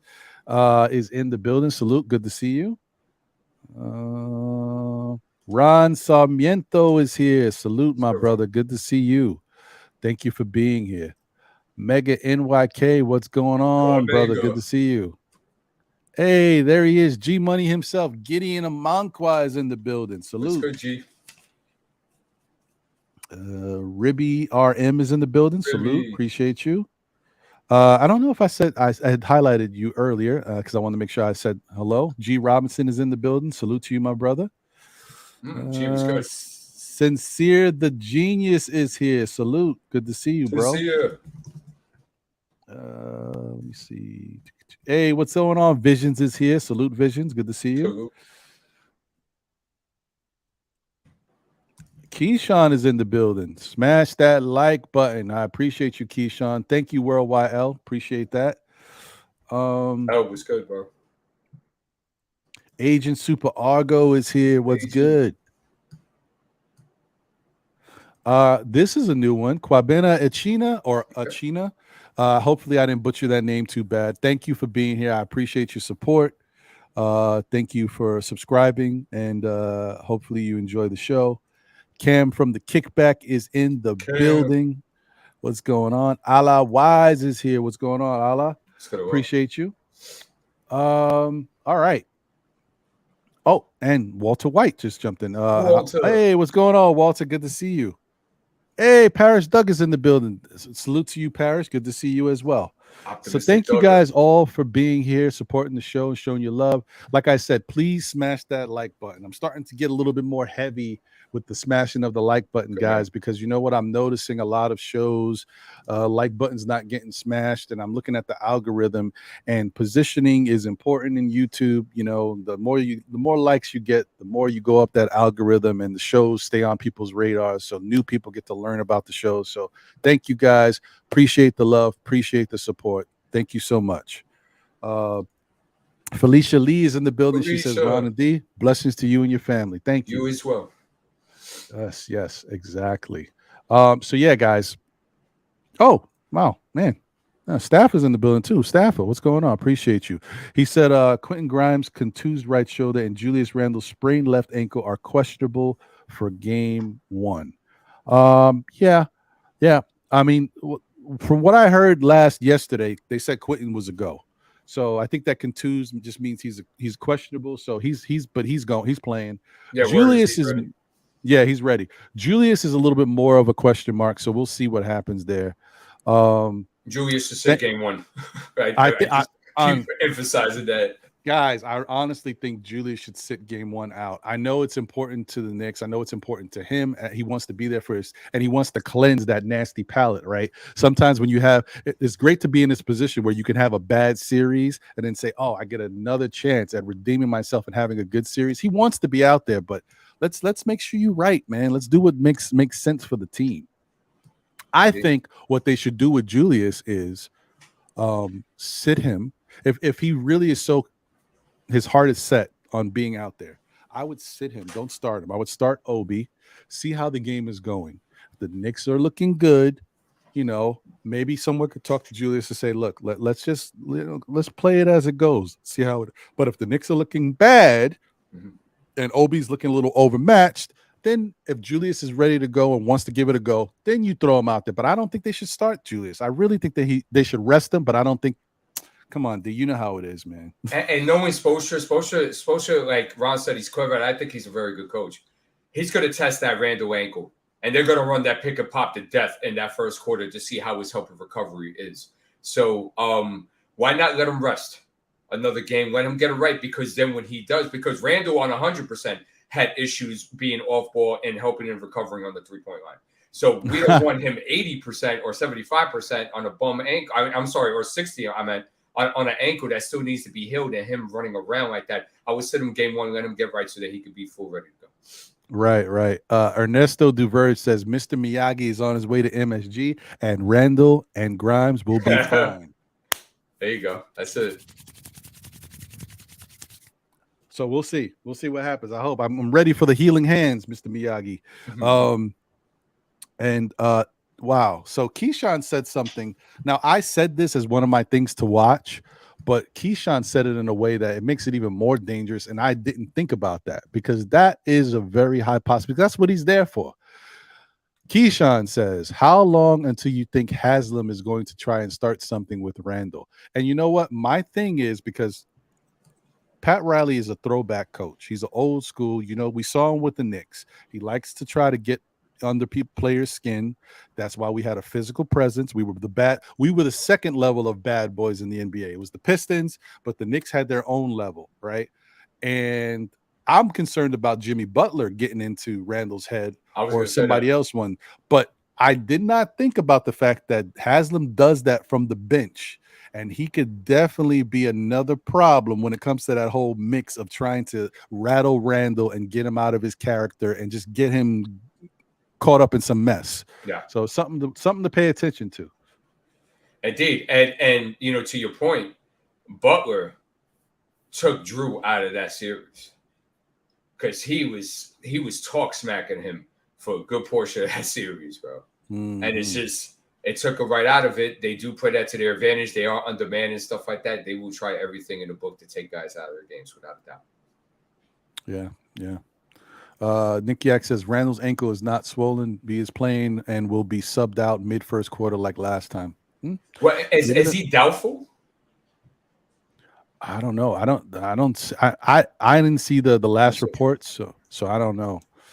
But that's interesting. Yeah, we'll see. I just know that, you know, he seemed like it wasn't as bad as it was when it first happened, but still, it's tender. That's a nice word for it. It's like a piece of chicken. Yeah, you know what I mean? Because it's a tendon that's hanging over there. I got you. Shout out to 2 Tears in a Bucket. Now, I know this is your first time in the chat, because I haven't seen that name. Salute to you. Appreciate you. Thank you for being here. I hope you enjoy the show. Smash that like button and show your love. You know, I greatly appreciate it. And I know, you know, if you haven't already, you know, check out D's World of Hoops. Go over there, subscribe, like, and comment. Show your love to D. He's on his way to 1,000 subscribers. You could be the next one on that list. Thank you. Let's go. David L says room game 1, so he thinks Randall will be ready. He's already listed day to day. Yeah, so Randall ankle was limited at Friday's practice, but still participated in shooting, lifting, and cardio in the pool. AM Big League reports he's playing. He's playing. He's playing. Yeah, that's a good report. Okay. All right. So, you know, being that that's the case, yeah, and Mega says he's a game time decision. Yeah, game time means he's playing. Hell yeah, especially with Tibbs, man. You know damn well. Yeah. So, guys, you know, why don't we take a look, being that now that we know Randall most likely is there, and I've got a slide for either or, if Randall plays or if he doesn't play, but we should take a look at the player matchups, you know, between these two teams. But first off, if you've been living under a rock and you don't know, you know, they did have a season series, guys, in the regular season, and in that season series, the Knicks had a 3-1 season series lead against the Miami Heat. So we played them well throughout the season. Now, these games weren't blowouts, so it's not like they were easy, but they were close games, but the Knicks were able to pull them out. And we all already know that one of those games we won on the last second shot by Julius Randle. Yeah. So that was big. That was huge, a confidence builder. And that was huge. The confidence builder for the Knicks, because remember, as I've said in the past, Miami's been a thorn in the Knicks' side. They've always had our number. No matter how good we've played in previous years, Miami was always the team to find a way to beat us.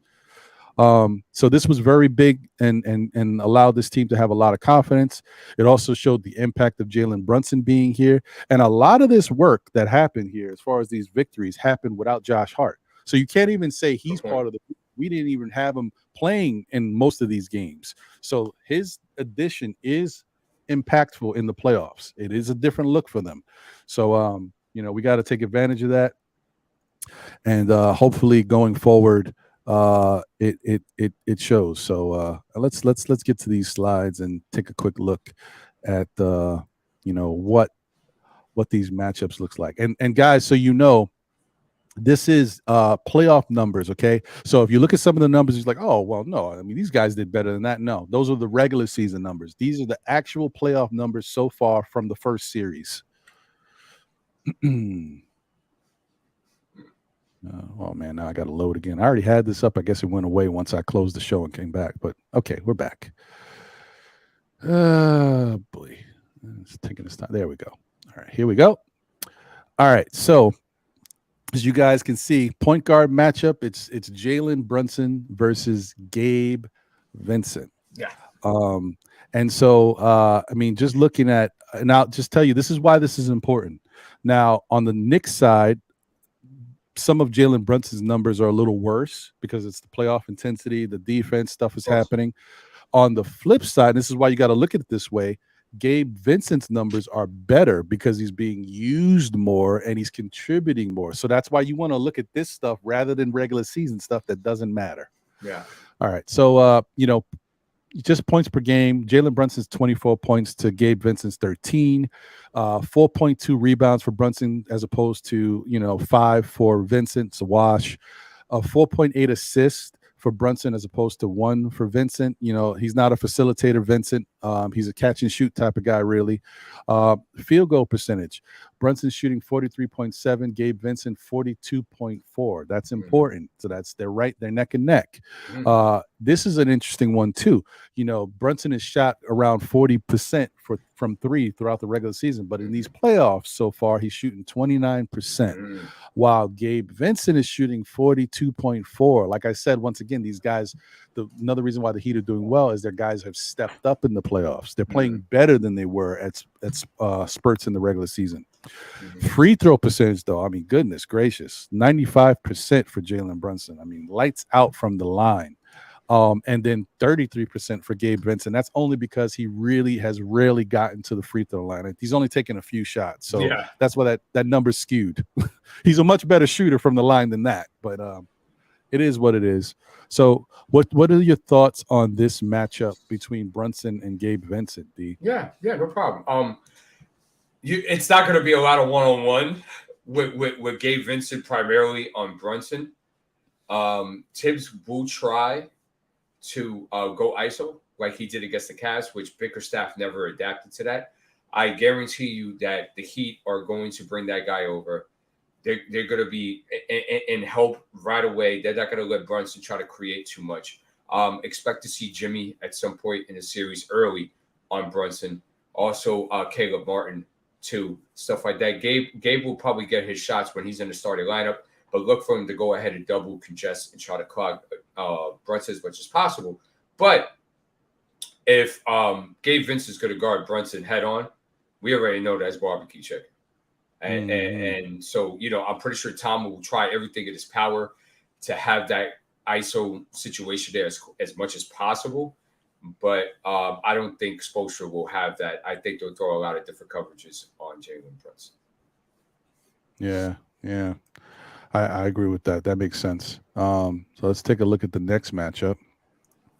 And that's Quentin Grimes versus Max Strus. And I got to tell you guys, this matchup is going to be a pivotal one for this series because Max Strus is I feel like he's a limited player, but he has his moments where he can be hot, right? He's Yeah. a streaky shooter, and he's a decent defender, solid defender, I would say. But this is where Quentin Grimes needs to step up. Now, looking at these Quentin Grimes numbers, you guys know Quentin Grimes is better than this.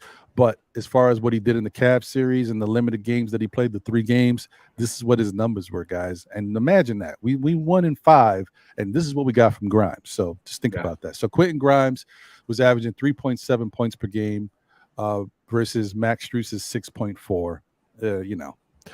Rebounds 3.3 to Max Strus's 3.6. That's a wash. Assists 1 to 0.6. That's a wash. Field goal percentage. This is nasty. 18.2 from the field for Quentin Grimes. I mean, that's just horrific.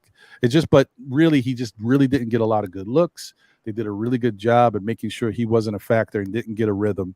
So shout out to the Cavs. And he was scared. Yeah, well, yeah, it's that's another thing. He's a young pup. This is his first time really, getting good action in the playoffs. So you know how it is. Mm-hmm. Max Strus, on the other hand, like I said, something to worry about. 45.8% from the field, 3-point percentage, 11.1 for Grimes, which is horrific. But once again, same stuff we've already said. And then Strus, 41% from 3, which is very nice. Yeah. Free throw percentage, 85% in limited shots for Grimes and 75% for Strus. So I think this matchup is going to be very important. The Knicks are going to need Quentin Grimes in this series much more than they needed him with the Cavs because there's just this is where you need the strength of all parts, right?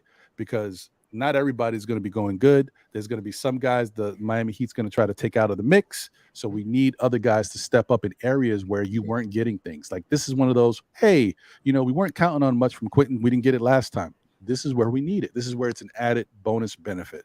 Your thoughts on this matchup, D? Yeah, sure. Real quick. I don't think Quentin Grimes is going to be on Strauss a lot. I think Quentin Grimes, especially if healthy, you will see him a lot on Jimmy. I could see Tibbs trying to start RJ on Jimmy.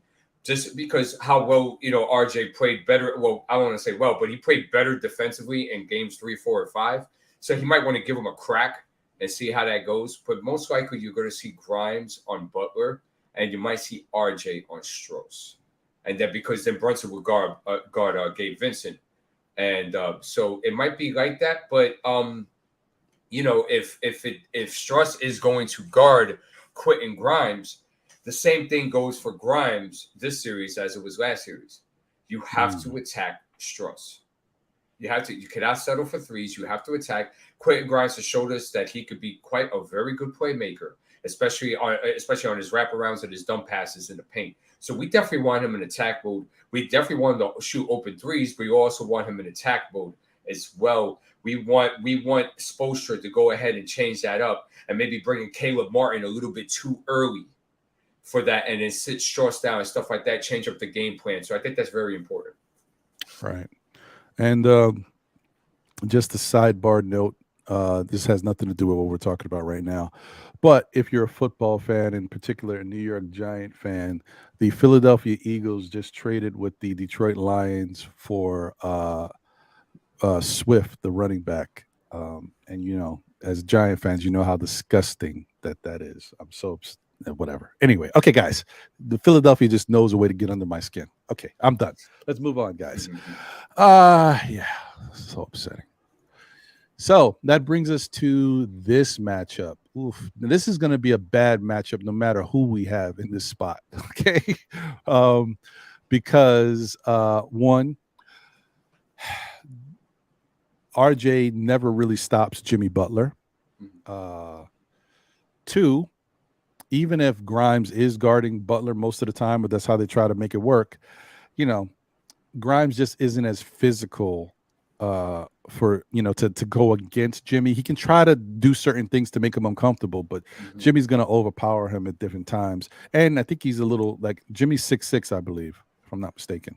So that's going to be a little 6'6". 6'7". Okay, well, even worse. So that's going to be a tough as well. But we'll see. We'll see. Hopefully, Grimes can help slow him down, and I hope RJ does a really good job at going against him. They don't really stop each other, but that's when RJ was going incredibly good. I don't know about this current form of RJ. We'll see. But looking at the numbers.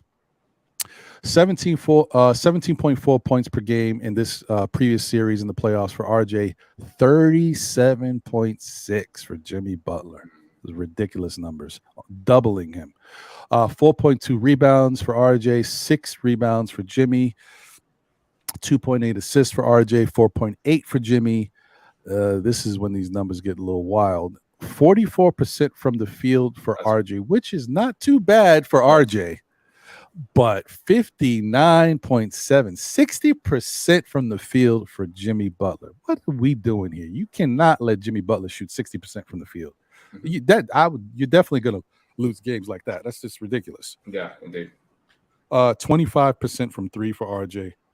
It's not good work out there from that area, but hopefully he can improve. I mean, listen, you can only go up from here. 25 is a very low number. Like, I wouldn't expect RJ to shoot worse in a series from three than that. I hope not.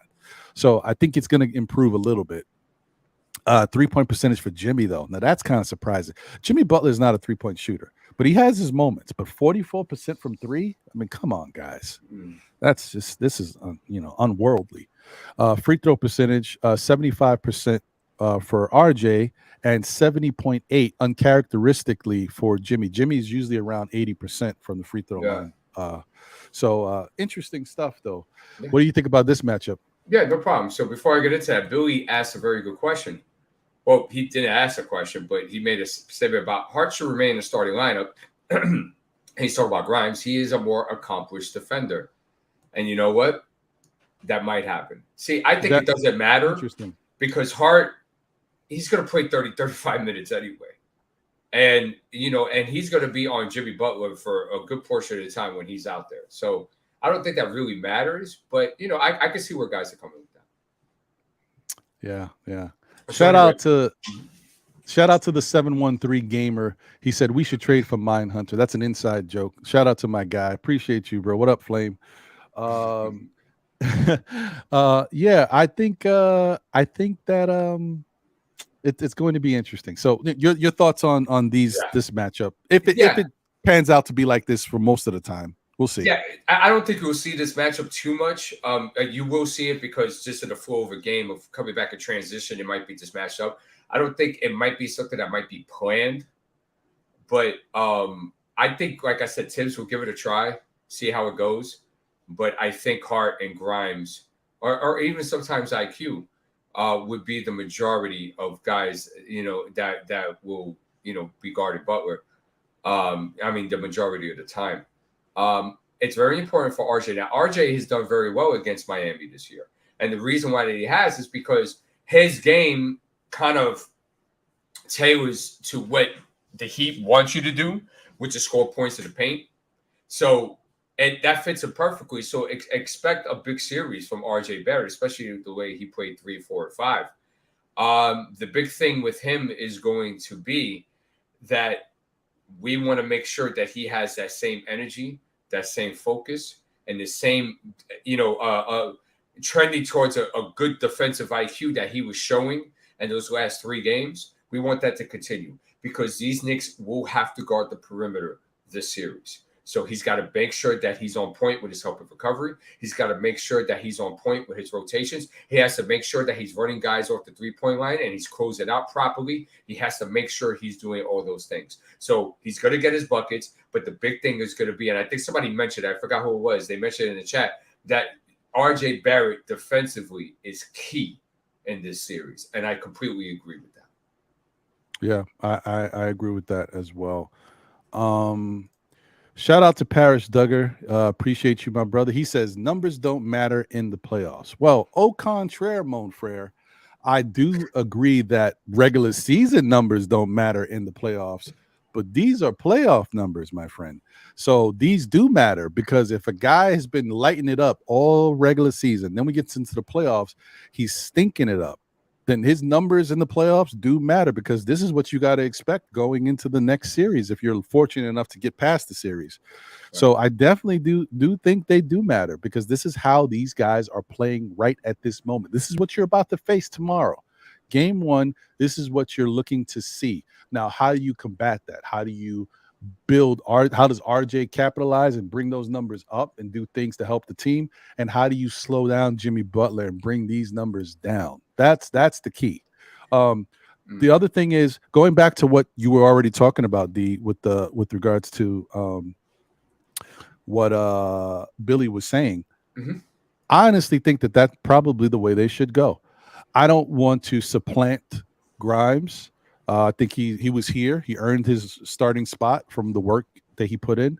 But as far as winning in these playoffs and this particular series, I definitely think that they should probably think about starting Josh Hart, maybe starting Josh Hart on Jimmy, having RJ play the 2, and bringing Grimes off the bench. 1, because Josh will probably be a stronger battler against Jimmy.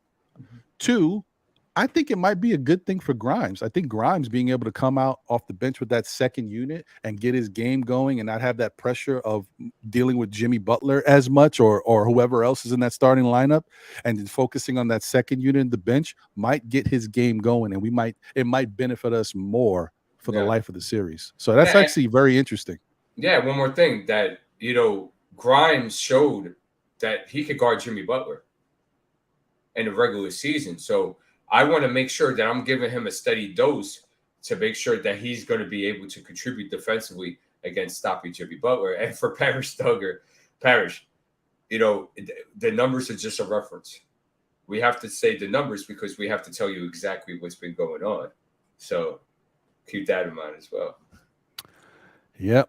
Next matchup is, now this may not happen as much, but it's going to happen at points in the series. At the time of doing this, I was thinking that Obi Toppin was going to start, but now we've heard that Julius is questionable, so most likely he's going to start. So let's look at the 2 scenarios, right? First off, Obi Toppin versus Kevin Love. In this current playoffs, 8.2 points per game for Obi, 9.8 for Love. So they're both contributing in their own way. 3.4 rebounds for Obi, which we would love for that number to get better. He did have a couple games. He had one game where he had 8 rebounds. We're hoping that he can continue to bring that type of intensity and work on boxing out and anticipating, so he can help us with rebounding. Kevin Love, 7.4 rebounds. He does that. 1 assist for Obi, 1 assist, 1.4 for Love. 45.7% from the field for Obi, which is really good because Obi is he's primarily a jump shooter. I mean, he gets his layups here and there, but he shoots from the perimeter, so that's a nice number. 41% from the field for Kevin Love. Then 3-point shooting, still something that Obi's not the greatest at, but he has his moments. He's hit really big shots for the Knicks in this first series against the Cavs. 35% from there, as opposed to 43% for Kevin Love, who's a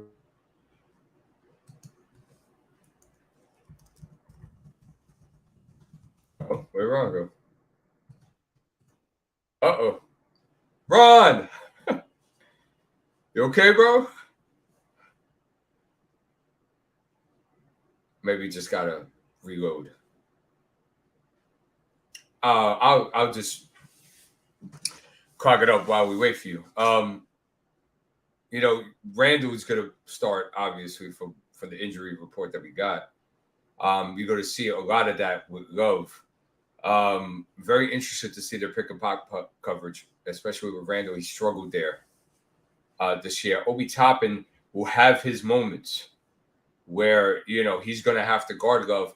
Obi Toppin is probably one of our worst pick and roll. I mean, he's one of our worst defenders on the team. So, got to be careful about, does Obi kind of get played out in the series because of all the perimeter shooting and all the spacing out there? Would be very interesting, but it will be very important to see how the Tibbs and the coaching staff go ahead and prepare Julius Randle, Jalen Brunson, Quentin Grimes, RJ Barrett, Josh Hart, and how they're going to work this pick and pop coverage.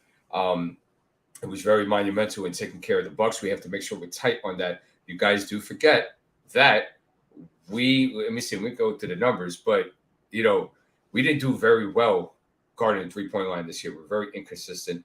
It's happened to be a strength of Miami in the first round. I think it could change. If they're not shooting well, then that works to our advantage, because that was a big reason why they beat the Milwaukee Bucks, was because they shot very well for the 3-point line.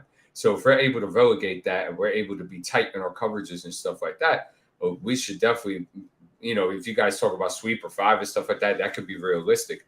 But that's going to determine, because that's where everything started opening up for them against the Bucks, and that's where they're able to get to their high-low game. They're able to get into the cut game. They were running some dribble handoff actions and stuff that really gave problems to the Bucks. So we definitely want to take them out of that pick and pop. That opens up everything for them with Bam Adebayo and with Kevin Love. So yeah, that's that. Let's see. Can't get to the comments because I'm not in charge. Let me make sure Ron's okay. Hopefully he comes back. Okay, let me see. Ron, you okay? All right, let's see. We go through here. Nick Yak said, Mitch, who dunks shooting 68%. Yeah, I mean, look, the points are going to be there, and the points of the paint. As I'm going to say it again, the two things that the Miami Heat let teams do, they let them out rebound them, and they let them kill them in points of the paint. That's just how their design is. That's how they do it. So we're definitely going to, Milwaukee did it too. And just about all the games, they out rebounded them, and they out pointed them in points of the paint, and they still lost at 5. So we got to be very careful with that. We could be playing into people's hands. We definitely want to use those things to our advantage, but we want to take away things from them and then make them pay for those things that they do give to other teams.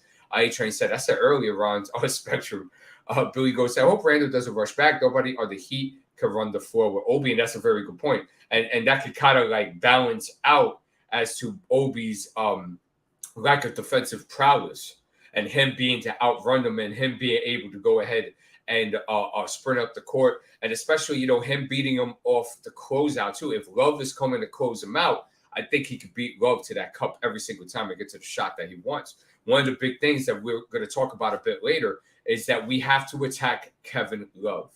We have to attack Kevin Love. So Julius Randle, the way he played Game 5 and the way he was, being a bully and the way he was aggressive and reading the floor and stuff like that and getting at Mobley is the same way he's going to have to play Love. He cannot settle for threes. He has to bring the pressure on him, put him in early foul trouble, because when he puts Love in early foul trouble, that means the Heat are going to go small, like super small. They're going to put Jimmy Butler at that 4. So that works to our advantage. So we definitely want to try to find ways to get Kevin Love out of this game without a doubt.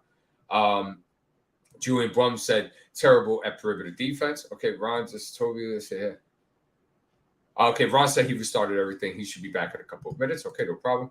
Francisco was good with you. He goes, tell about the sprinkle that Tibbs should do. The sprinkle that Tibbs should do. Concerning what? In what aspect? A-Trey said, Mitch versus Bam is the matchup for me. Mitch must continue his board dominance, and he will, because this is what the Heat do. They let you do these things. The big thing with Mitch is that can he be able to go ahead and face up guard Bam Adebayo throughout the whole series from that 14, that 13 to 16, 17, 18 feet. If he's able to do that, we should be in fantastic shape.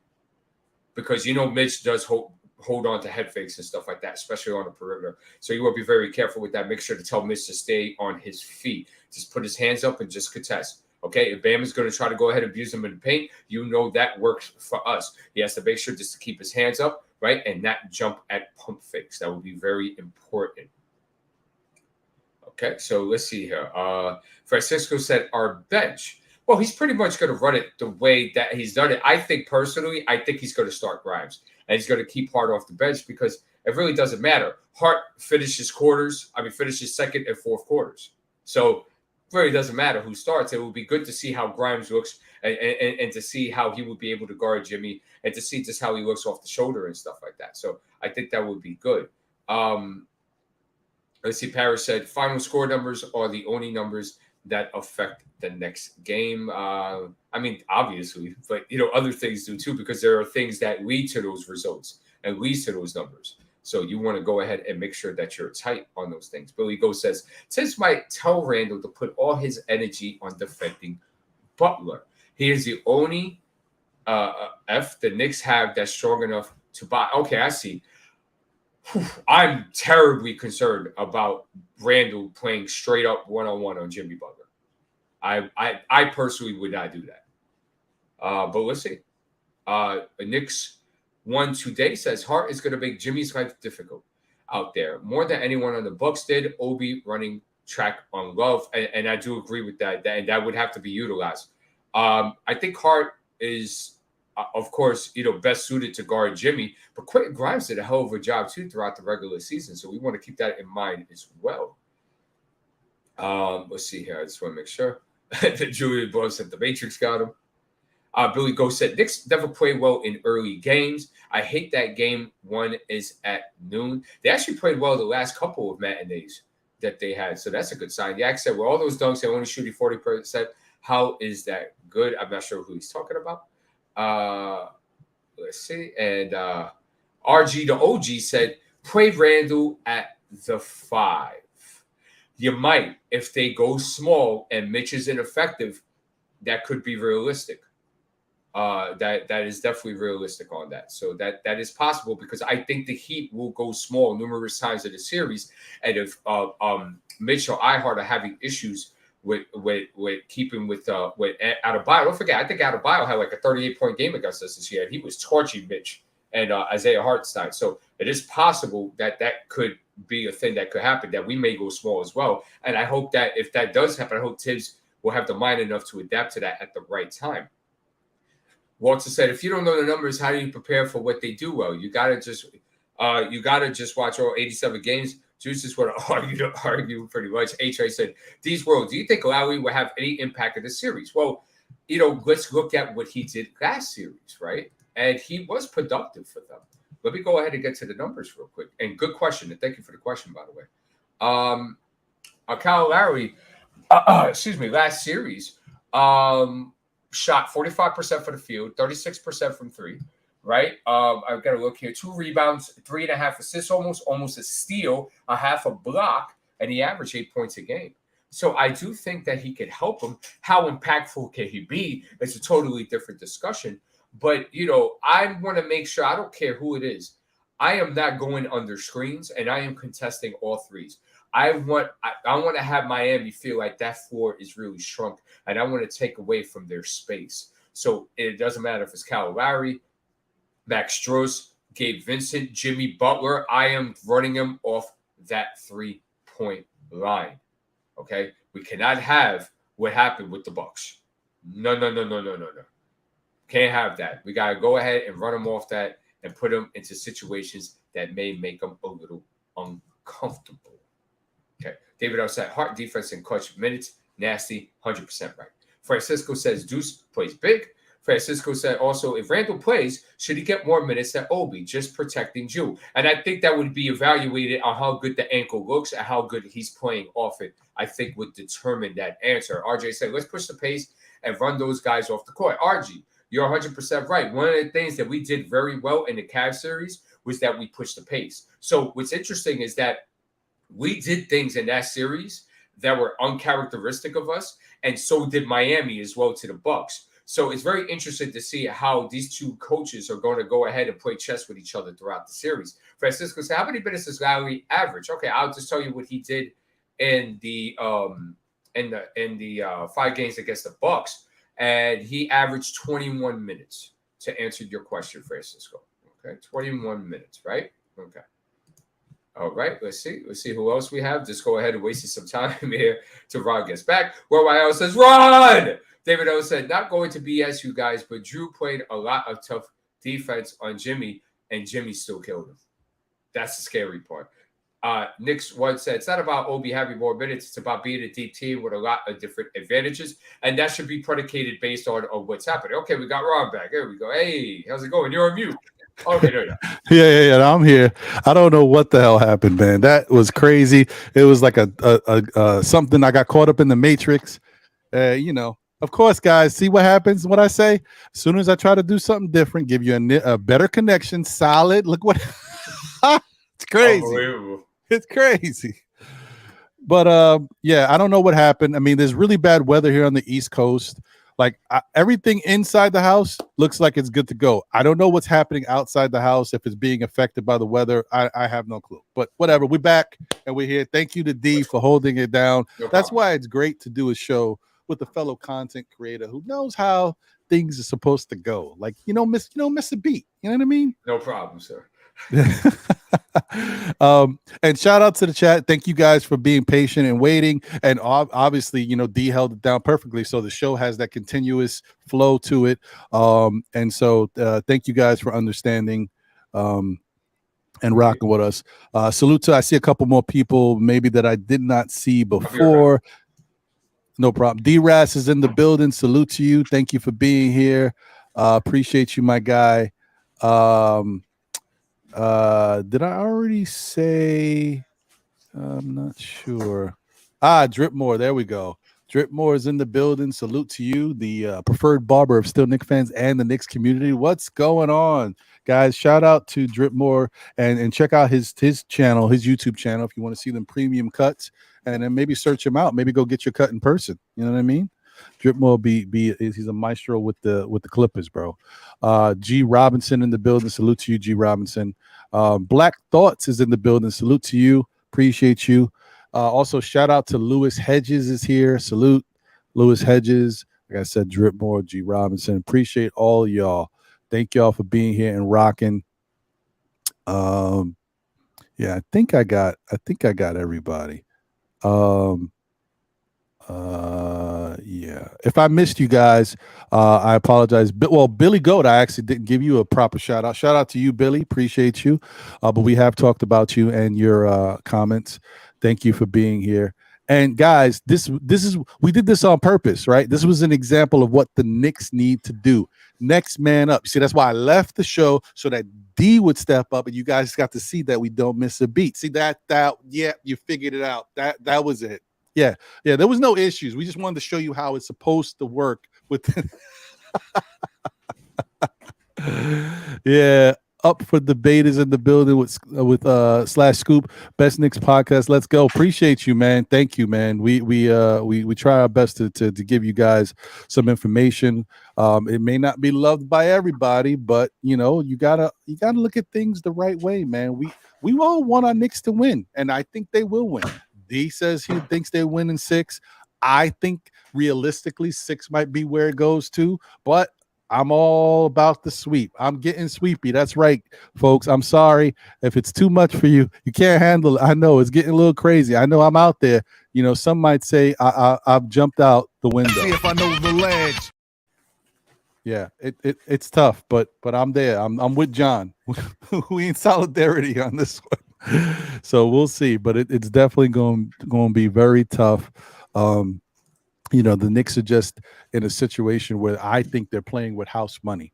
No one expects them. This, the funny thing is, no one expected them to beat the Cavaliers, and they did that in convincing fashion. Then everybody's like, this is when all the naysayers are coming back. The Stephen A. Smiths. Oh, we can do it. This is our team. Whatever, Stephen A. I don't want to hear from you.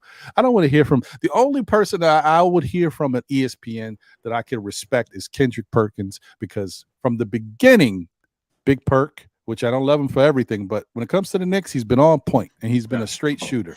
So I'll take that for what it is. But all these other people, just the Nick Wrights of the world. Nick Wright is trash bags, but whatever. I don't even want to give him any more love. Ron, Perkins said that Butler was going to kill us. You know that, right? No, I don't doubt it. But listen, I don't doubt it. But what I will say is, I respect Perkins for getting us to this point. Like, he was a believer all season. He believed us against the Cavs. I think people are caught up in the moment as well. Don't think Jimmy Butler is not a fierce force to be reckoned with. I just think that the Knicks have to come out with a good game plan to make him uncomfortable. And we have a blueprint. This is why, the whole thing about Tom Thibodeau, where we've gone back and forth all these years, like, what is Tom Thibodeau? He's a defensive coach. He's supposed to be a defensive guru. So at the very minimum, you would expect him to make this Knicks team go on defense. Now, in the past, we may not have had, the weapons like earlier in the season or prior last season. This year, I think at this point, we've got the weapons. Mhm. And so he should be able to schematically come up with some stuff to slow Jimmy down and make it a little uncomfortable for these Heat based off of what they did to Milwaukee. What did Milwaukee not do right? What can we do better? So I expect Thibodeau to make the adjustments. So Indeed. We almost got 90 in the chat. Make sure everybody's putting up the like and make sure new guys are subscribing as well. yeah, man, definitely. So maybe it's time to take a look at some more clips. What do you think, D? I'm ready to go. If you are, you didn't finish your player matchup thingy. Oh shoot! Yeah, see, I'm all thrown off. That's how I thought I was like, man, I don't even know where I was. Okay, let's see. Where was I? You're on OB and Love. Thank you. All right. Now it's got to upload again. Oh, jeez. But it's okay. It shouldn't take too long. It's almost done, and we'll get right back where we left off. There we go. Okay. So we were on OB and Kevin Love. We went through this. They're both shooting 100% from the free throw line. They're the best free throw shooters in NBA history. Oh, jeez. No, this is limited. They don't get to the line that much. So these numbers, it could be 1 of 1 for all we know. So it is what it is, guys. Yeah. But so this is the matchup that it could happen a lot in the series. Maybe not. But this is, I guess, the preferred matchup for us as Knicks fans. And that's Julius versus Kevin Love. And unfortunately, like I said, these are playoff Julius numbers. If this was regular season, this would look crazy, but it's not. So 14.4 points per game to 9.8, 3.4 rebounds to 7.4. Julius is a much better rebounder than this, so hopefully he can improve there. 3 assists to Kevin Love's 1.4. 33.8% from the field. Julius is not that bad from the field, so he's been struggling to Love's 41.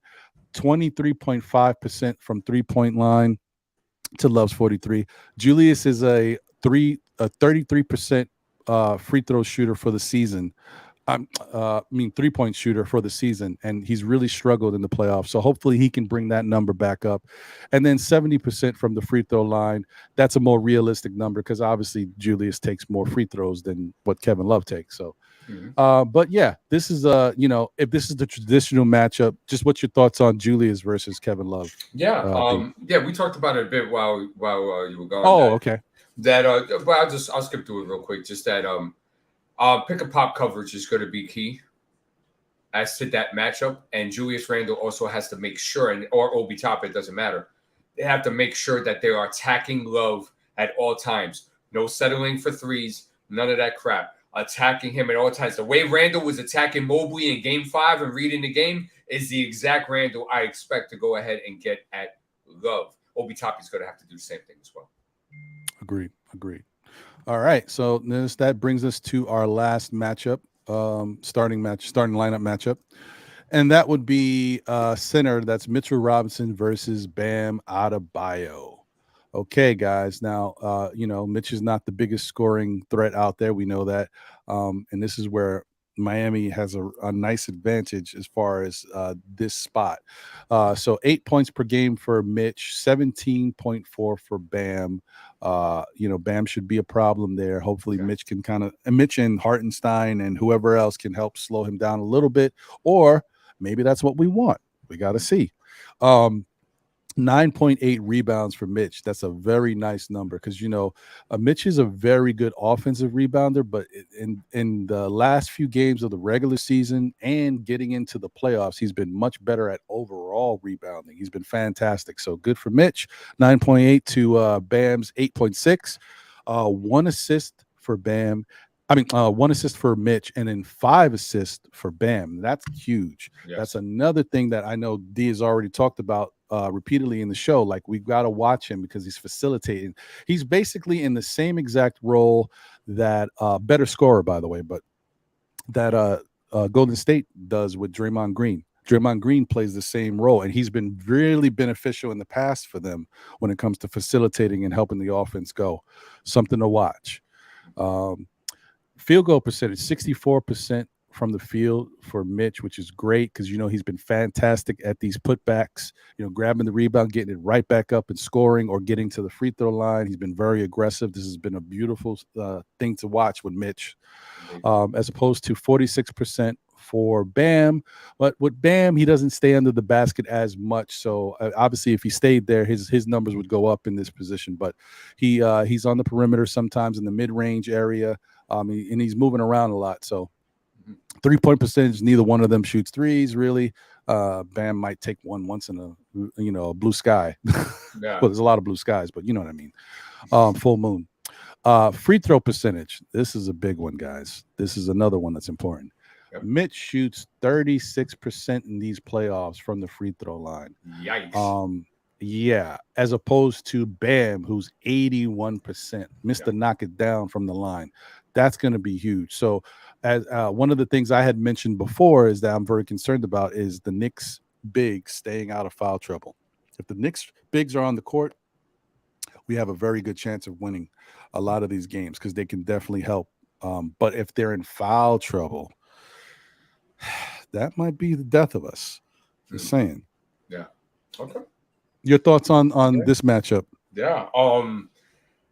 Besides whoever's going to guard Jimmy, and it's going to be an array of guys. It's not just going to be one guy. This is the most intriguing matchup. Mm-hmm. And especially the way Mitch played last series and the way he dominated Allen and Mobley. I can see people, they're expecting big things from Mitch. And I think Mitch will be very successful if he's able to stay on his feet and if he's able to not fall for fakes and stuff. Because Bam is crafty down there. He's got a package. He's got an array of moves down there. He's got to make sure he stays on his feet, play straight up, contest shots at a high level. I don't think his rim protection will be there as much because they will purposely draw him out. So that will be very interesting, but it has to be very important. I think the Knicks are going to have to make a point that they are going to have to feature Mitch in this offense. Mitch can easily average 12 to 13 points a game this series because they're going to give it to him anyway. So I think it's very important that if Miami is going to relegate the Knicks to shoot threes, that works in our advantage because we have one of the best offensive rebounders in the game today. So that's going to work very well for us. I expect to see a lot of Mitch activity. Okay. The only thing they're going to have to be careful of is when they work the high-low game, Mitch is going to have to be paying attention to lanes. He's going to have to communicate exactly certain things that they're doing, and he's going to have to make sure that he's out of foul trouble as well. Mm-hmm. Very important. And I think that another thing that is highly important is we need Hartenstein to continue his good basketball play because he's been great. He's spelling Mitch perfectly. At some points, we've seen that he has been, even more of a matchup nightmare for certain guys, with the way he plays his defense. So hopefully he can continue to do that because we're going to need it. Like we need that the strength and the power that both Mitch and Hartenstein have been showing. I love this. I mean, think about the bigs of the yesteryear with the Knicks, with Mitch being slender and Nerlens Noel not having the body. You know what I mean? So it's nice to have these guys. They're a little bulked up and they can get physical. Yeah, Knicks one today said, I don't want Bam averaging 17 this series. Keep him around 12. Officer Mitch needs to shut that ish down. And he's right. I'm very more worried about Bam's playmaking ability for others as well. We're going to have to find ways to relegate that. We want to turn it into that, he's just passing a DHOs and stuff like that, dribble handoffs. We don't want him facilitating the offense, getting guys cutting, go ahead and seek it out three-point shooters. We don't want that. That will not work well for us. Agreed. Definitely, guys, if you can, listen, we appreciate you. Thank you for tuning in and supporting, all the great content creators in the Knick community, but especially still Knick fans and D's World of Hoops.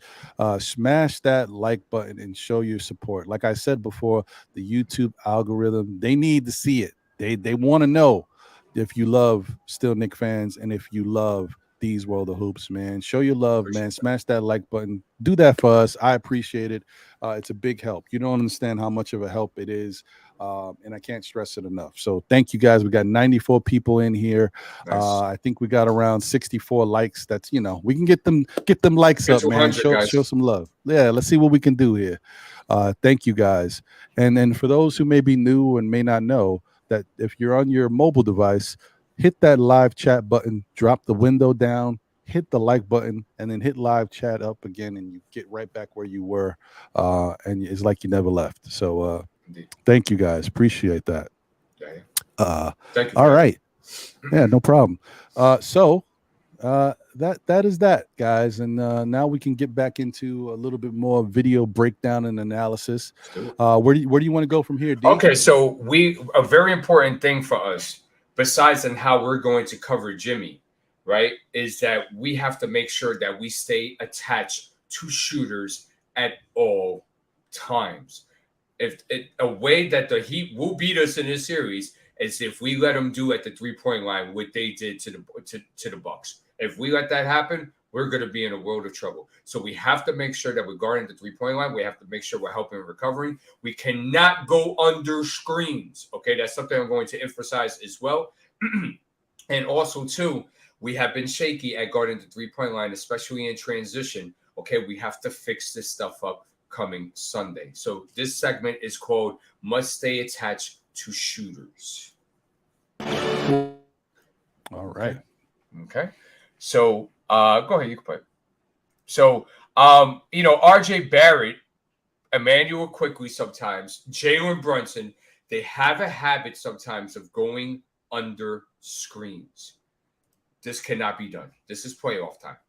Okay, we got to go over all screens. We got to force guys to go ahead, put it on the floor, pick up the basketball, pass the ball reverse. We cannot let guys be able to shoot by going on the screens. Chris Middleton commits a cardinal sin here on Duncan Robinson that shot 74% from 3 in the series and went under the screen. So if you show it, see, you went under that screen, can't do that. You can't do that. We have to make sure and be very mindful. Our coaching staff, Tibbs, Daddy Brunson, Johnny Bryant, they got to make sure that tell guys do not go under screens at any point in time. I don't care if it's Jimmy Butler. Do not go under screens on anybody except Bam Adebayo. Go pay for it every time. Yeah, that's deadly. Yeah, good point. All right. Okay, so part 2. Yep. As I mentioned, transition threes have been an issue this year with us. We have to make sure we're all communicating, we're all on the same page, and we're picking up shooters early. If you guys do look back at that Cleveland Cavaliers series, you will see that we left the Cavs with a lot of open shots. It is an Achilles heel of ours, and it's been like that the whole season. We have to make sure we get tight on this in the second round. Go ahead. Right. And just before I hit this play, I just wanted to comment on something that Nick Yak said. He said, Ron, you left off what Mitch does best, blocks, especially in the playoffs. I agree that Mitch is really good at that. And that can be, he's definitely going to be a rim deterrent. However, just thinking about the players that Miami has out there right now and how they're playing, you got guys like Max Strus, guys like Duncan Robinson. They're not going to be coming in the lane a lot. They're going to stay out there on the perimeter. The one that you might see coming in the lane a lot is Jimmy Butler. But, Jimmy Butler is very crafty, rarely gets his shot blocked. There's something to also pay attention to. He knows how to make guys uneasy, get them up in the air, and get his advantage. So I didn't bring it up, but, it's something that Mitch does well. But I don't know how many opportunities Mitch is going to have to really block shots in this series. He can affect some things, but I just think that they're not really that big at going into the paint area. Certain guys are, but it's very limited. So, they're going to have to at some point, but you know what I mean? I just, we'll see how they play it out. So, but good point. And also too, I think Spoelstra's do a job of trying to keep Mitch out of, and the world took notice what Mitch did in those last couple of games of that series. And I'm very sure they're going to find ways to keep him out of that paint. Yeah. Okay. So let's roll this. Yep. So transition 3 here. You see, we can't have this, you know what I'm saying? And we have done this. And against the Cavs, this was available. So we want to make sure that we get tight and transition. Everybody's communicating. Make sure everybody's picking up nice and high. Can't have things like this going on. And also, too, you can't let guys like Gabe Vincent be able to get off by getting free shots like this. I'm going to repeat, this is not the Cleveland Cavaliers, ladies and gentlemen. Yeah, and like, look at this shot, guys. I mean, look at this. Look there's no one guarding Gabe Vincent, and these are guys. Look at this. These are NBA players, guys, shooting this shot with no one in your face. This is a practice. This is what you work on in practice. All of these guys can knock this down. Not everybody, but you know what I mean. For the most part, if you can shoot, this is like a layup when you leave me wide open. Okay. Yeah. And transition threes been an issue with us. We want to get tight. Yeah, agreed. Okay, next. Let's look at the next one. Okay, so in this one, I'm going to go over the fact that we've had an issue this year of our guards camping the lane and coming out late on recovery and the closeout. We've had an issue with that the whole year, okay? And I don't want it to continue, but it's something to go ahead and keep mindful of. So in this play here, as you see Drew Holiday, he's too far in the paint. Pat Connaughton's too far in the paint. The Miami Heat will make you pay for this. They do a very good job of spacing their offense. They do get very good quality shots and stuff of that nature. They have been on fire in this first round. It could translate to this one. We don't want to leave anything left to chance. Guards have to be very careful in camping the paint and camping the lane lines and make sure to get their butts out there to go ahead and recover and close out and run these guys off the three-point line. I think it's very important. Yeah, that's a really good shot at them capitalizing on the mismatch and what happened. Look at that, wide open. I mean, once again, these are practice shots. Mm-hmm. Yeah. Okay. Must stay attached to shooters 4. I will repeat. Do not go under screens. 46. See, Drew Holiday went under the screen here on Jimmy Butler. Okay. And Jimmy said, okay, no problem. Because maybe Jimmy's not a prolific three-point shooter. But one thing that we will say about Jimmy Butler, he hits shots when they count. He's done it throughout his whole career. We do not want to go under screens under these situations. We want to make sure that we're putting a lot of ball pressure on him. We want to make sure that we're making him trying to read the defense instead of him getting into his sweet spots. We cannot go under screens, ladies and gentlemen. Right.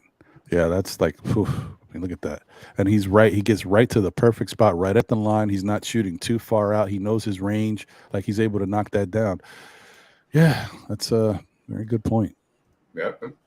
And the next one, too, when you go to it, it's the same thing. And it's the same thing. I'm just doing this to beat into everybody's head that's watching that these are the things that you want to look out for as the series it starts tomorrow. So this is another example of it here with teams. When they go on the screens, you're going to pay for it. This is playoff basketball. So go ahead. Middleton went under the screen there. Kyle Lowry goes ahead, hits the 3. So you see, these are now 3 different players that we've seen the Bucks go under screens, and they paid for it. The first one was what's his name? Duncan Robinson. The other one was Jimmy Butler, and now you have Kyle Lowry. Learn from other people's mistakes. Do not go under screens under any circumstances, because as you see, it looks like that's what the Heat want. That's what they want to shoot. Remind you, they were 10th of the league in three-point attempts throughout the season, and they were 29th in pace. So that means that most of their shots were coming, well, not most, but half of their shots almost were coming from the three-point line. So they will jack. Yeah. And that's just also it's a bad thing to get a guy like Kyle Lowry going, who really is not the same player he used to be offensively. He struggles. He's not as efficient as he is. And giving him any type of clean look that he can knock down a shot that's like a practice shot, never good. Never good. You know, Nick Yak said we could play better defense than this. No wonder Milwaukee lost. How many times after games we were saying, wow, Cavs miss a lot of open shots? How many times? So I'm saying that we also let open shots to be desired. The difference between this Milwaukee and Heat and this Cavs and Knicks was that the Cavs weren't hitting. And, another thing with that Cavs series is, now looking back at it and just looking how they played, Cavs looked a little overwhelmed. at Oh the yeah, whole they were thing of terrified. being Yeah. in the moment. So yeah, and maybe not Donovan so much, but even Donovan, once he start like once the rest of the guys are starting to collapse, and then the Knicks are like, okay, well nobody else is really doing anything. Now we can take Donovan out of here. You know, Donovan made some really bad unforced errors and forced errors. Like he wasn't his best. Yeah, So yeah, yeah. yeah, indeed. All right. So yeah, so this is when the Heat goes small, and the Heat will go small. They did it numerous times against Milwaukee. They didn't care about being out rebounded. They just cared about spacing the floor and getting high quality shots from it. Okay, and then they were pressuring the bigs and stuff like that, especially out on the perimeter, like Giannis and stuff of that nature. So look, so here you're gonna have a pick and pop here, right? So go ahead, run that. Oh no, I'm sorry, it's not that. So I want you guys to look at this closely, right? You see Lopez, you see Bobby Portis, so you see that ball movement going on between Caleb Martin and Kevin Love. That can easily be Mitchell Robinson and Julius Randle. Mm-hmm. And we know that Mitchell Robinson had issues playing on the perimeter this year against guys that can stretch the floor. And we know Randle hasn't been good at, on off ball as far as contested shooters and stuff like that throughout the whole season. And his rotation on that pick and pop or it does of that nature, or somebody gets beat, they have to rotate. Those are weak points that we have experienced. So we want to make sure that we get tight with this. If you could show it again. Mm-hmm. Yep. So you see, we don't want to fall for head fakes because we don't want to create these disadvantages with our bigs like Randle, Isaiah Hartenstein, Mitchell Robinson, and Obi Toppin. Okay, we want to make sure everybody's staying on their feet, and we want to run them off that 3-point line. And guys, once again, look at this. Look at Kevin Love drawing the attention of Brook Lopez, makes him come all the way out there. Then they get him caught on the, and then right back to Kevin Love. Kevin Love gets the open shot and knocks down the 3. This is an issue because once again, it's going to pull one of our bigs out of position. So then they're not going to be at the position to help, when someone drives into the lane.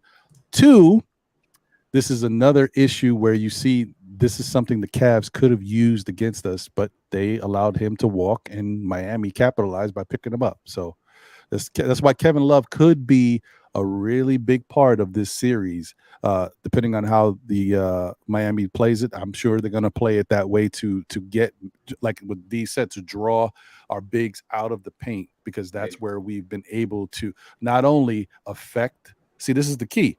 Not only are we affecting shots by having a guy lurking in the paint, whether it be Hartenstein or Mitch, but you're pulling them out of the paint. Now those rebounds, this gives Miami a better chance at grabbing a rebound. They don't have to worry about Mitch or Hartenstein gobbling it up and then Josh Hart coming in and swooping in and whatever they don't get, he gets. So, yeah, it's very important. And another thing to keep in mind, last thing, is that Love is the 5 here. So you see, this is how they go score. They put Jimmy at the 4, they put Caleb at the 3, and then they put Strauss and Vincent in the backcourt. Watch out for that lineup. Yeah, that's it's tough. All right. And so this is number 7. Okay, so here what we're looking at is that this is a pick and pop set, but our guards have a habit of camping the paint. So we want to make sure we're mindful, because what it says they run through this pick and pop is looking for corner 3. So if you could go ahead and play the film. See, Jimmy, go ahead. You see they played that pick and pop well, but Drew camped the lane too long because Jimmy is shooting over 60% from that area. So they have to honor that. And Drew just got stuck in the mud and stuff like that, and they look for that corner 3. We have to be very mindful of this. If we are guarding the pick and pop well, we have to watch out for those corner 3s. Watch out for the guards sucking into the paint too long and too deep. Very true. Yeah, this is a problem, man. This is one of those things where I worry about, because this is kind of the thing that the Knicks get caught up in all the time. They flash to help, and then people are out of position. We've seen RJ get killed numerous times because he's flashing, and then he overcommits, and then he's not paying attention to his guy, lurking in the corner or going back door. Like it's something to really pay attention to. Go to Nick Yak real quick. He says, "Who was the center who made Mitch look as bad as you said?" I never said they made him look bad at all. What I said was that he had issues guarding the perimeter. That was against your Brook Lopez's. That was against your viewer chicks from the Bulls. Picture anybody that could go ahead and stretch the floor.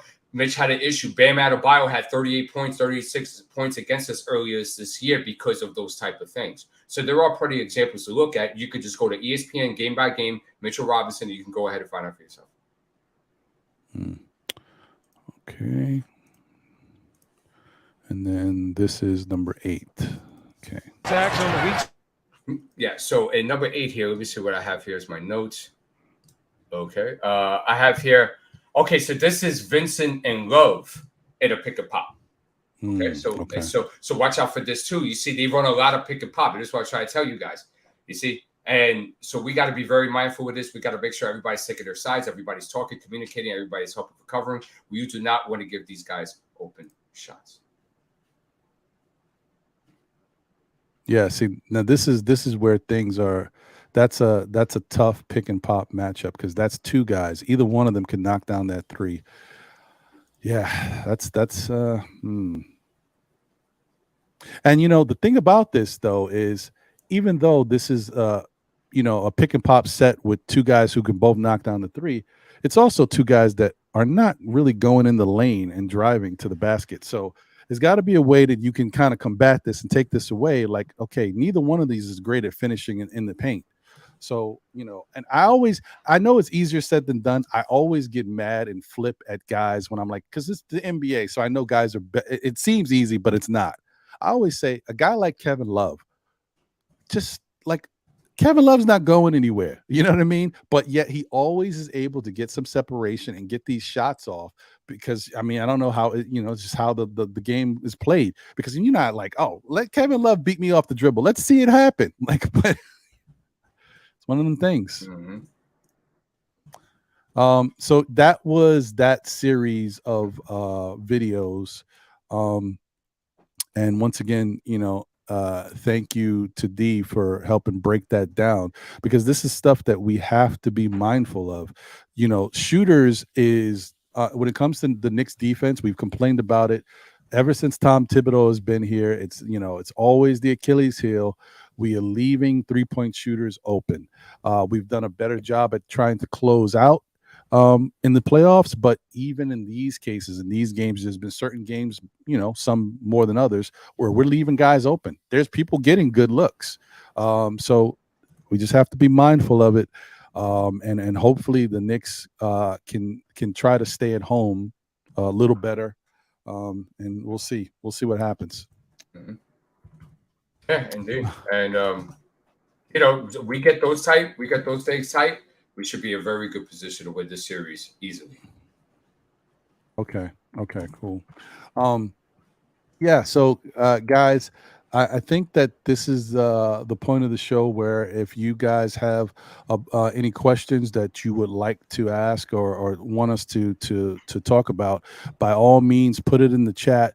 Let's get it going. Whatever you guys want to talk about. If you have something that you feel like maybe we didn't cover or didn't address as of yet, and you think it's something, or even if you have your own idea about something the Knicks should pay attention to or look out for, by all means, put it in the chat and let's see if we can talk about it. Let me see here. And thank you to Jay Boogie. Thank you for the generous super chat. He says, what are the weaknesses we can expose of Miami? It's a good question, Jay Boogie. That's a good question. I'll take a stab at it early. Maybe D has some better analysis of it, but I would say I think one of the biggest weaknesses that we can expose when it comes to Miami is the fact that they don't do a lot of perimeter scoring with the players that they have right now, right? So outside of Jimmy Butler, if you can force these guys off of the 3-point line and get them out of their comfort zone and make them drive to the basket, I think we're in a better position. We definitely have the help as long as it stays home with Mitch and other people that might be able to affect these guys' shots in the paint. And it plays into our hands for us getting rebound opportunities and being able to push the pace and get transition baskets off of that. It's easier said than done because obviously Miami has their own game plan of how they want to play. So they're not putting themselves in that position either. They're trying to stay away from that themselves. But I think that's one of the things we need to really do. Try to close out on them and get them off of that 3-point line, but don't not overcommit. Yeah, I guess it's overcommit because what the Knicks do a lot of times, you guys see it, we fly by. Flying by is going to get us killed.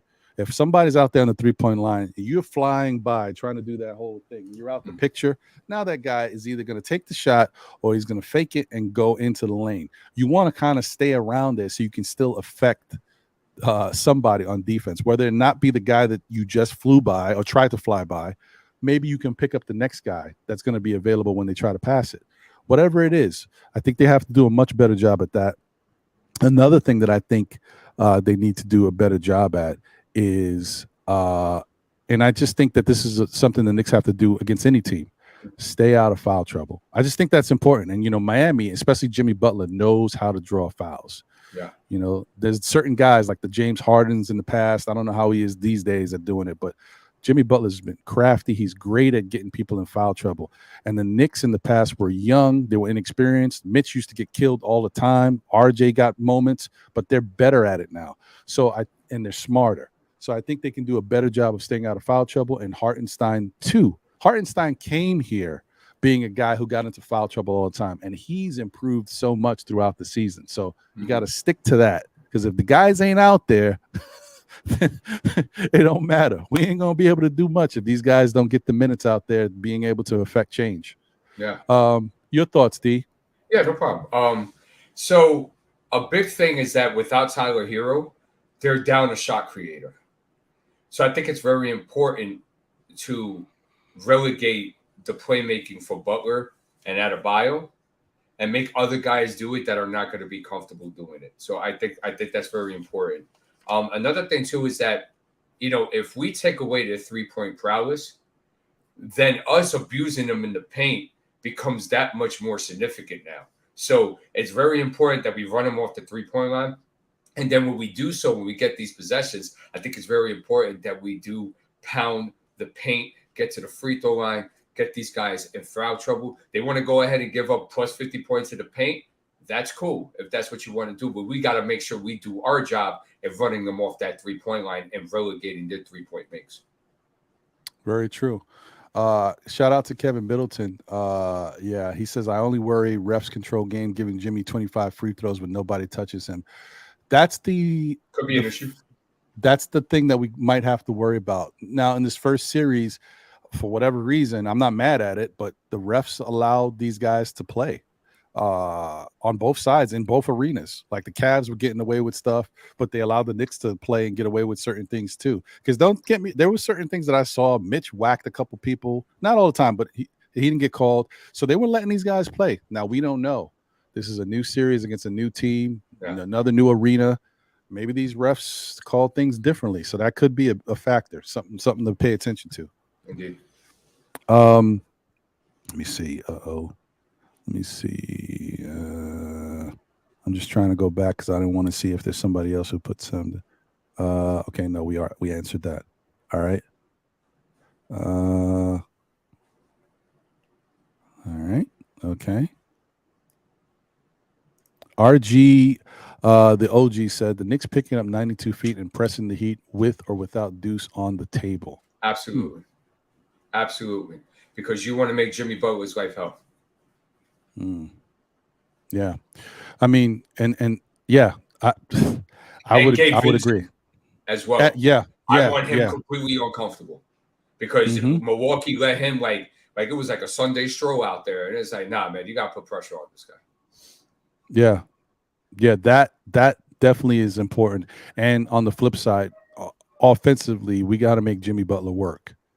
The guy's like an Iron Man anyway, but if we can, part of the reason why I say he does that is because I've watched Jimmy Butler. Like, he's so slow with how he plays. Like, certain things he does, he moves slow. He just paces himself. Then he attacks. And that's what he's doing. He's pacing himself, saving his energy for when he needs it. We got to get him out of that. Don't let him set the game up the way he likes it. Make him tired. Make him run around. Make that shot fall a little flat because he doesn't have that same energy that he normally would have. Whatever we can do to slow him down, yes, 100%, by all means. Let's see here. The ESPN coverage. Yeah, for some reason everything gets crazy when they play on ESPN. Yeah. Knicks won today. I'm worried about the refs impacting tight games too, but good luck with the Heat turning something on that wasn't there all regular season. The lowest scoring team in the league. That is true. I think they were averaging 107 points for the regular season, which was 30th in the league at that time. However, I wonder what they're averaging in these current playoffs. 124. Yeah, there's a difference, guys. So they're not looking like a team that's not scoring now. I know this sounds crazy because you're like, well, it's Milwaukee, but Milwaukee's still a very good, elite team. Even with or without Giannis, they got some good guys over there that know how to play defense. So it's something to watch, guys. It's something just to be mindful of. That's all I'm saying. Like, just you don't want to take this team for granted. That's important. Yeah, I don't have that. Where A-Train says, where's the coach's tale of the tape? Scruffy Tibbs versus clean-cut Spoelstra. Yeah, maybe in the future. But, yeah, I just think that's going to be a battle. And as I said, it's really like my own personal opinion. It's like Tibbs versus Spoelstra and Riley, if you really want to think about it. But, I think that, it's something that it's going to be really important for Tibbs to coach his butt off, man. Just go out there, stay true to what if you got a plan, work with that plan, but don't settle, because that's the problem. Like, I think in the past, Tibbs would be a little gun shy. Like, he wouldn't pull the trigger on a certain thing. He wouldn't go to the bench. I need a little help. I need a little extra oomph right here. Certain things aren't working. We don't have an answer right now. They're running on us. We don't have somebody that, listen, go to the bench, bring in a deuce. Maybe this is one of the things I said before. If Jimmy Butler comes out here and does his thing, then you have to eat it. But you don't want to let Max Strus come out and drop like 20 plus points, 30 points, or Gabe Vincent come out and drop 20 plus points. If somebody's not guarding those guys and they're not playing good defense, then go to your bench and get somebody else out there who might give them a different look. And that's the type of adjustments that I want to see. This is the playoffs. There's no excuse now. So definitely not. Let's see here. William Thompson, what's good? Salute to you. Appreciate you, my brother. Thank you for being here. He said, are we Knicks fans or what? Damn it already. This sounds like a Heat podcast. I got to tell you, William, you cannot underestimate a team like the Heat. We're talking about and I know you haven't been here from the beginning because we're almost 3 hours in. If you listen from the beginning, watched everything we said, watched the breakdown of the videos, looked at the player matchups, everything was said to a certain way. We're talking about what the Heat do well and what we need to do in order to help beat them. But D still says he feels the Knicks will win in 6. I said realistically, I think the Knicks will win in 6, but I got them sweeping. I'm going sweepy. No one's saying that we won't beat the Heat. We're just telling you this is what you need to be mindful of. This is what we have to pay attention to, and this is what the Knicks and Tom Thibodeau need to focus on. These are certain things that worked against Milwaukee that Tibbs should already have seen a bunch of video. All them 6 or 8 coaches he's got behind him should have already seen all this video. They should know exactly what the Heat did well against Milwaukee to upset them, and they should have a game plan for that coming into tomorrow's game. That's all it is. And who's also, the better is team? to prepare for your opponent. So if you don't want to know what your opponent does, that's just weird to me. Well, and William, you also said who's the better team? The better regular season team is the Knicks. The team that is a little bit more talented is the Knicks. But look at the 2 series. What's more impressive? The Knicks knocking off the Cavs or the Heat knocking off Milwaukee? You tell me. You can't, this is the playoffs. It's the playoffs for a reason. And you also know that you're dealing with a Miami Heat team that's been here before and Jimmy Butler, who is a closer in the playoffs. Guys, don't forget what we've witnessed. Like, it don't matter. I'm just telling you, don't be surprised if this is a tough series and the Knicks going to have to work and they have to be smart about how they go up against these Heat. The Heat are winning games. If you look at the Heat's rosters versus Milwaukee's roster, is it close? I don't really think so. But who's going home and who's still staying in the playoffs, right? And you want to say they didn't have Giannis? Well, they had have Hero games. Giannis scored a triple-double with 30-plus points in one game. And in the next game, he had 30-plus points and 20 rebounds. And Milwaukee lost. Milwaukee was up 16. Were fighting for their lives, and the Miami Heat still came back to close them out, take them to overtime and win the game. Come on, guys. Just don't. And they didn't have Tyler Hero. And they didn't have Tyler Hero and Oladipo for whatever that's worth, whatever he adds value to the team. But Hero is a big piece. So, I mean, I just saying, like, guys, like, it's not smoke and mirrors. It's just they're playing smart basketball. They have a certain style of play, and it worked against Milwaukee. The Knicks have to be mindful and don't let them do what they did to Milwaukee to us. Absolutely. And that's why we go over the footage to show what they did and what was successful and what we want to go ahead and take away. Yeah, that's all it is, guys. I mean, who look, listen, I'm 40, I'm going to be 46 years old. I've been a Knicks fan for a long time. I've seen the heyday of the Knicks. Some of these young whippersnappers haven't seen those days. Okay, you've seen videos. I was watching it live. I know what Knicks team I love watching, and I've seen them go through all that stuff. It's been a long time coming to see a Knicks team to have this type of grit and a shot at doing some special things in the playoffs. So you can't underestimate any of their opponents. You got once, guys. Last thing I'm going to say about this, we can move on. In the regular season, when we were talking about, hey, this team could win 40-plus games, now we're like, oh, maybe even 50. What started happening? We went on a losing streak, right? Lost some games we should have never lost. We lost to the Charlotte Hornets. Hornets have nobody. Who's the better team, the Hornets or the Knicks? Like, things happen, and this is the playoffs. You cannot take teams for granted. That's all I'm saying. Well said, Ron. Well said.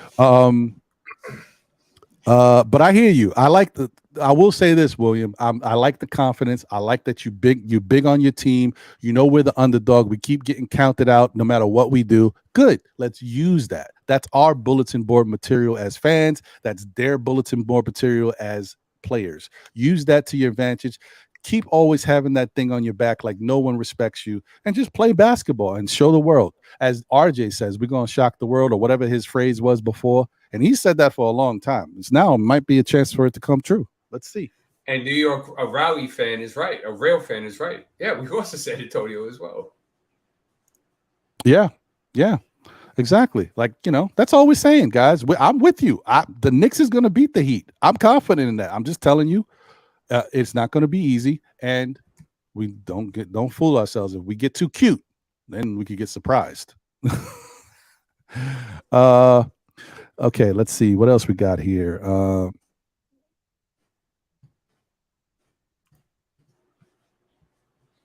Yeah, I hear you. David L says we play half court. Mitch, sit closer to top of the key. Please take away Bam sitting near arc. 100% right.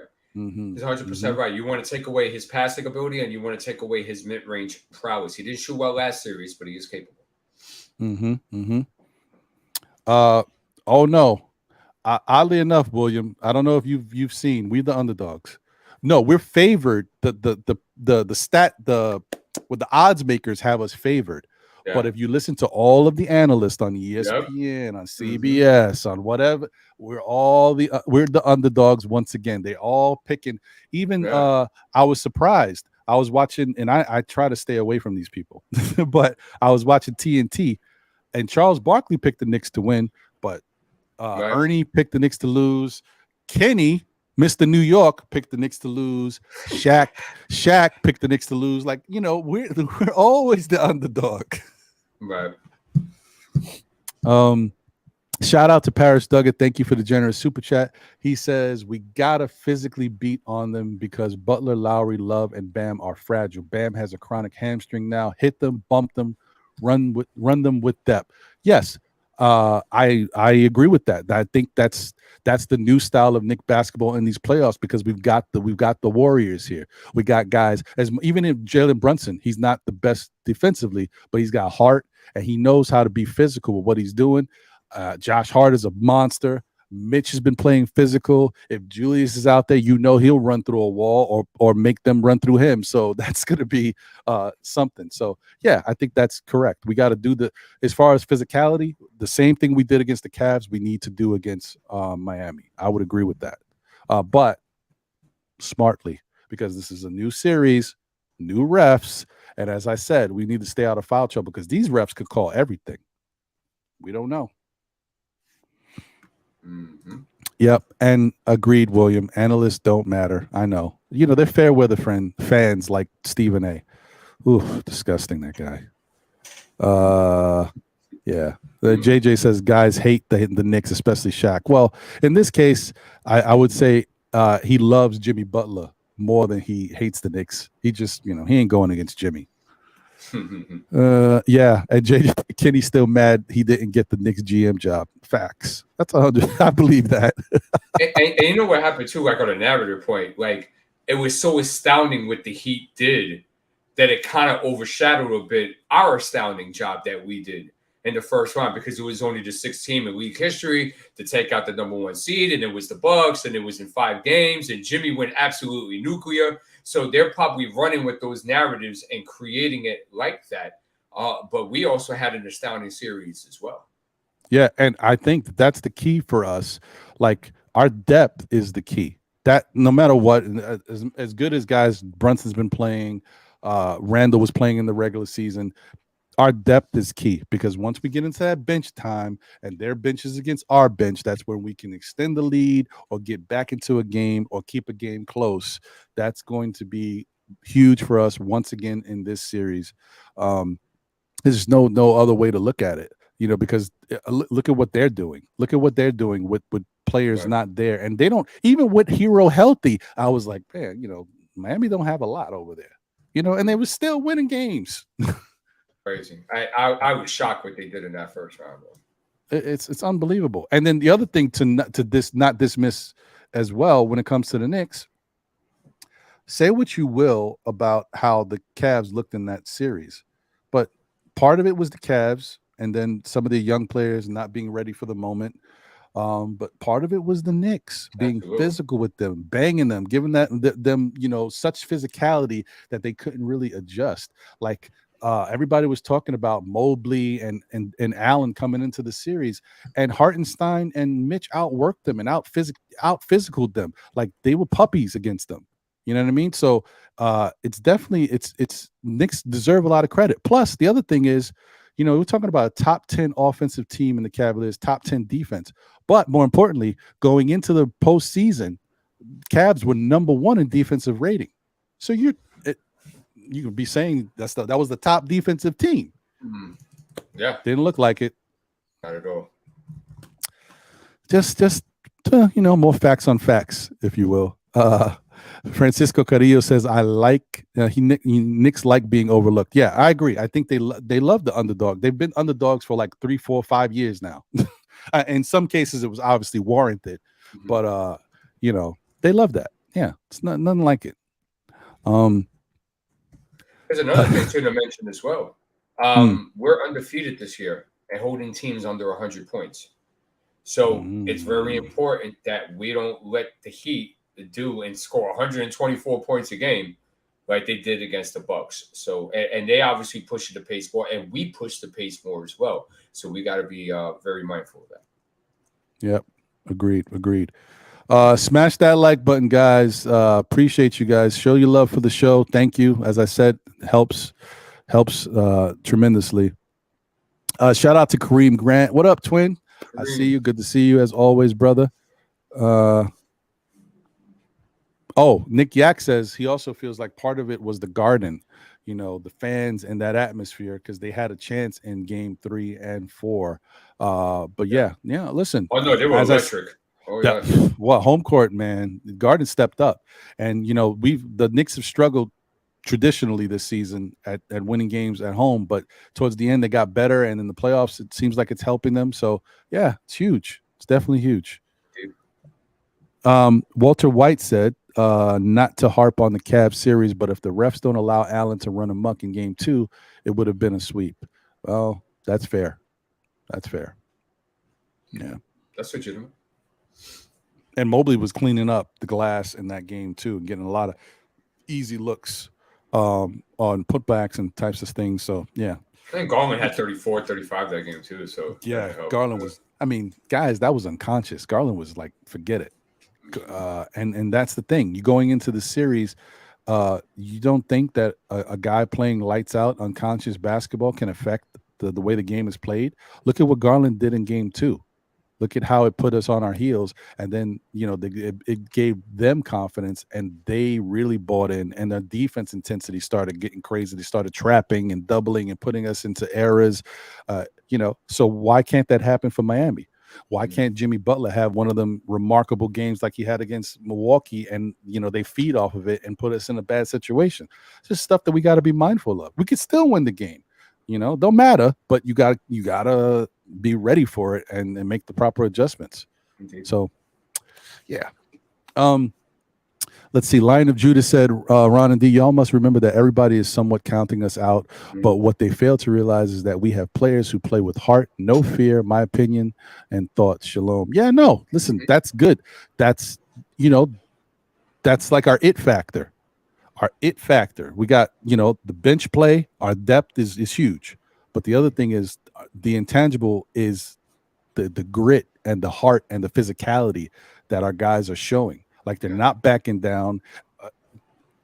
When's the last time, and this happened throughout the regular season early, and then something clicked, and D and I talked about it in the last show, because we were like, when did it click, right? But when it clicked, the Knicks had that never say die attitude, and they felt confident. Oh, we can beat everybody. Fourth quarter, this game starting to get crazy. That's okay. Stay the course. We'll figure out a way to win. And they were doing it.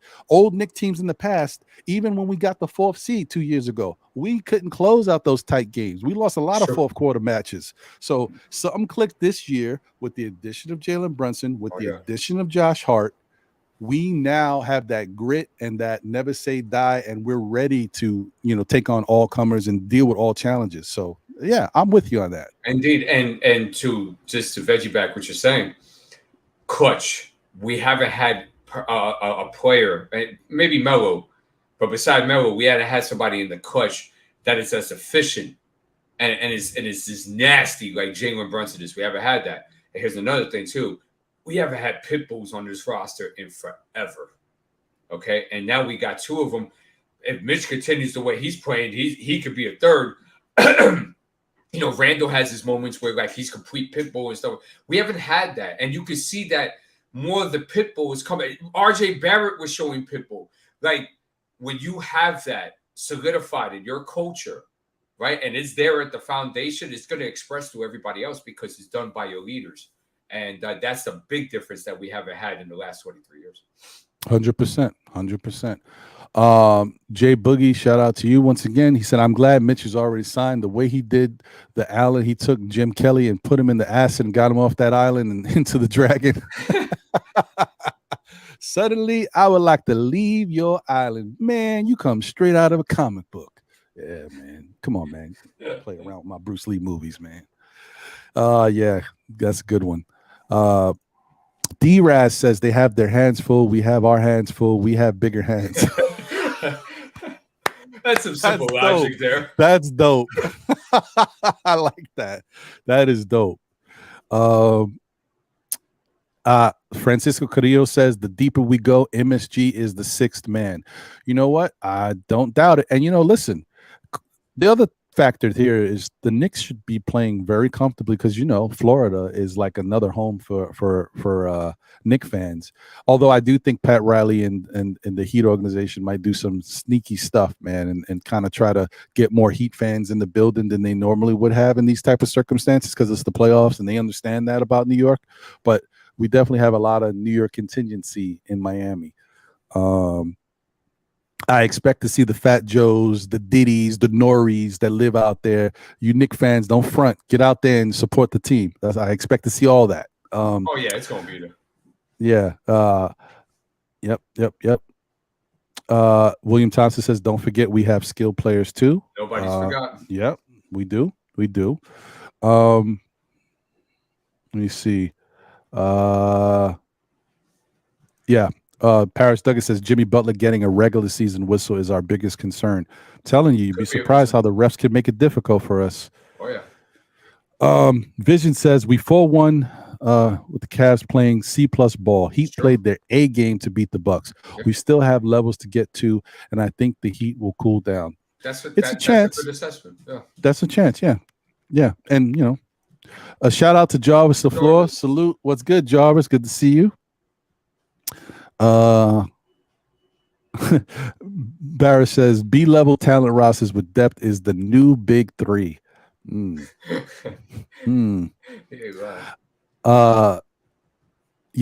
of Judah says this is the first time I've seen more of our young players looking to see what set the doubters of all these real haters.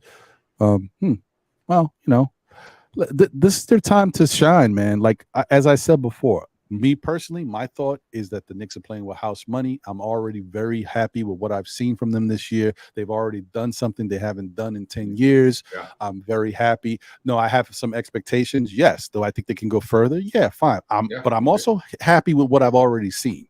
And I think as Knicks players, especially these young guys, they know, like quickly is like, man, you know, we won in 5. And I only had one real good game. You know, I played good defense, but offensively, I only had one real good game. Grimes, I haven't really done much in this series, and I've been out. Obi played well, but he could probably play even better. This matchup against Kevin Love might really benefit him. He might take Kevin Love to school. We don't know. So there's some things, you know, and all of that, right? All of that, guys. And guess what? Julius Randle has not played a good game yet. I mean, in the last game, he was coming out in the first quarter. Right, he was starting to. Mm-hmm. So if we get that from Julius, who knows? All right. So just keep all that in mind. We're looking good. It's just, you know, let's be mindful. You know, it's a big thing too that, you know, we're in a win-win situation right now as an organization. And what I mean by that is that if we make it to the Eastern Conference Finals, fantastic. And say, for example, we lose, it was still a fantastic season. We did things that we weren't able to do. Nobody's really on the hot seat like that. If something goes awry, like we're in a very good position right now, and I think that's something that we should celebrate as fans, no matter what the outcome is. Yep, 100%. If we go to Miami up 2-0, it's gonna be bananas. Yeah, that would be insane. And then I'm really gonna start getting sweepy. Jay Boogie said we got to stop leaving out Hartenstein. His play to his team has been very effective. Yeah, we've been bigging him up. We've been talking about him. Yeah, he's definitely like. I feel like honestly, I mean, we know he's not on the same level of offensive rebounding as Mitch, but I feel like when Hartenstein comes in the game, the Knicks don't miss a beat. You know, especially later in the season, man, he really emerged. There was like a point in the middle of the season he played very well, and late in the season played very well. In the playoffs, he looked great. A-Train says A-Train will be rolling through Miami Arena for Game 3. Any NBK events planned? Not as of yet, but yes, I'm thinking that there may be something that happens, but I think, you know, travel wise, because, you know, Sim lives in DC, so coming back and forth, and other people, like they live in certain spots, so getting everybody involved, sometimes, you know, you want to give a couple games, feel things out, and give it a little time between your next pop-up. So I think something will happen if the series gets a little deeper, and especially if the Knicks get out of the series versus Miami, there'll definitely be something happening in the Eastern Conference Finals. I know they're already talking about that, maybe even trying to see if they can go to a game. So, you know, stay tuned. Knicks won today. If it was Bucks, it would be house money, but against Heat, we straighten this war. All right. I like the confidence. Like I said, I like the confidence. I just, you know, I don't, there's something about, you know, it's also like, regardless if you're better, right? You still got to do it. It's like if I haven't had that experience, but I know it happens, so I can't really point to it myself. Because Papa was a Rolling Stone. I don't know where he's at, but in some cases, when you're growing up as a kid, right, your father teaches you how to play a sport, whatever it is, right? And a lot of times we use basketball because that's a one-on-one thing. Your father teaches you how to play basketball, but every time you play him, he kills you. That's how it is. As you get older, you start to get better, and then it's that one day where you finally beat your father, right? But it was coming. You started to get better. Your father started to see, oh, whoa, he knocked down that shot. Oh, he took me to the leg. Oh, I couldn't stop him. It starts to happen, but your father was still beating you. This is how I look at it with Miami and the Knicks. The Knicks are a better team, but Miami's still there. You got to knock them out first, and then it's official. So let's get to the playoffs, which we are here. Tomorrow's game, let's start the process of knocking Miami out before we can say that it's official. We know it. We gotta show it. Oh, that rhymes. There you go. I ain't even playing that. Look at you. Yeah, well, Jarvis LaFleur says, question, do you see Tibbs using Hartenstein at the top of the key or high post area and make use of his passing ability? I'll let D go with that one. He has lately. And it got a little bit relegated in the Cavs series was because they were just playing the fact that there was just no answer for Brunson. What he could have done was that when they were doubling Brunson and Ihart was in there, he could have used him around that area and used him as an extra playmaker. Maybe that's something that they could improve on in round 2. Right. Yeah, I'm with you on that. And shout out to New York Rail Fan 98. I know we already mentioned you, but I also want to shout you out because I think this is your first time in the chat, and thank you for being here. Thank you for subscribing to Still Knick Fans, supporting the show. Smash that like button and show your love. And also, if you haven't already, check out D's World of Hoops and subscribe over there and show your love. He's on his way to 1,000 subscribers, guys. We'll see what we can do to get him there, man. He's close. He's only about 80 away, man. Let's see what we can do and show your love for D and what he's got going on, man. Thanks, sir. Ernesto Duverge says 1 game at a time. There you go. That's it. That's how you got to look at it. That's the mantra right there, bro. David L says facts. We own half of Florida anyway. Yeah, that's right. So that home court it's there. Let's just see what how it looks. Because I wouldn't be surprised if we don't hear a lot of Knick fans in the Heat arena. We know something's funky because there's no way. Just keep that in mind. Jigga Man, Porto in the building. What it do, fam? What's good? Appreciate you. So Jarvis says D is on point. Good answer, fam. Thank you, Jarvis. Let's see. William Thompson says amazing breakdowns, D. Thank you, bro. Yes, man. Thank you guys, man. Because that's the whole thing. Like we want the Knicks to win. We want them to succeed. We just want to, as content creators, the point is to put a show together. Anybody could come up and say, hey, the Knicks are great. We're the best team. Forget these guys. You guys stink. We're going all the way. Good night. What show would that be? Right. Exactly. Yeah. Who's this guy? This guy looks okay. I know. Oh, look, he's feeling sweepy. Oh boy, guys. Here we go. He's feeling sweepy. There he is, guys. John from Still Knick Fans. Bringing out the brooms. He wants to get me an orange broom. He's trying to get a blue broom. I don't know, John. I got to play this for you. My man, 50 grand and all, but Let's see if I know the ledge. Like, you out there. I'm with you. With all these brooms, I'm thinking y'all got to do some spring cleaning or something like that, man. I'm with you, bro. He said, let's go. I hope everything's well, John. Oh, man. Listen, it is what it is, man. It's definitely a fun time. So what I'm going to do is, this has been a long show already, and hopefully D can stick around a little longer. I'm going to open up for at least maybe 20 to 30 minutes. If you guys want to jump in real quick, and if there's something you want to say and show your love and also talk about the Knicks, by all means, I just want to give you guys a little bit of love. But, we wanted to get through a couple different things in the show and make sure we got the content and the information out there. So we had enough dialogue to discuss and really chop it up about, especially this being the beginning of a new series. It's good to kind of look at everything and break down these two teams and what to expect and what to focus on because, It's a war going on outside. No one is safe from. Oh, you know what I'm saying? Come on, man. You know how it is. It's just we gotta worry about that. Yeah, man. William Thompson said cleaning up the burnt heat jerseys. Yes. I love it.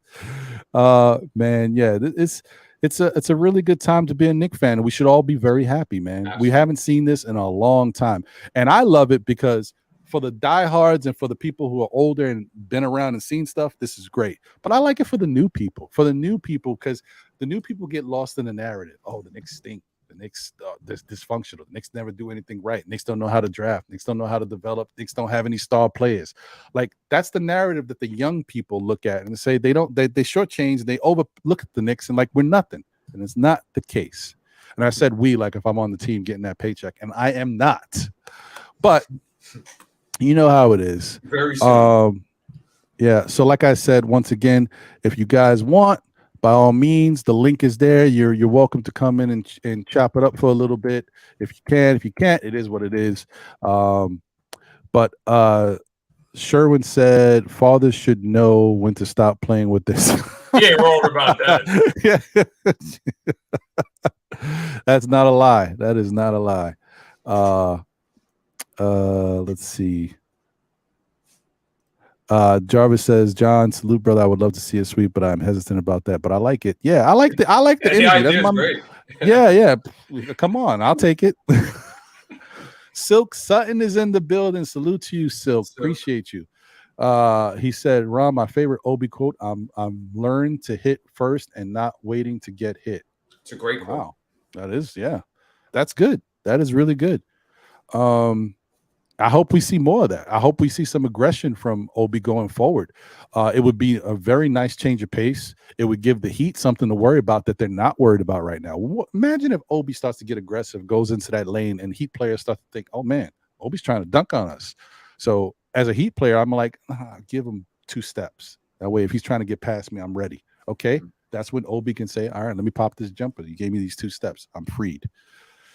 It's basketball, man. It's basketball. Yeah. Francisco says Knicks have history. We won 2 chips. We were good. We back to being good. I definitely think we're good. Maybe we can be great, but we're good. We are a good team. It happened overnight. We always thought it might be there, but we wasn't sure we were going to get there, and they showed us.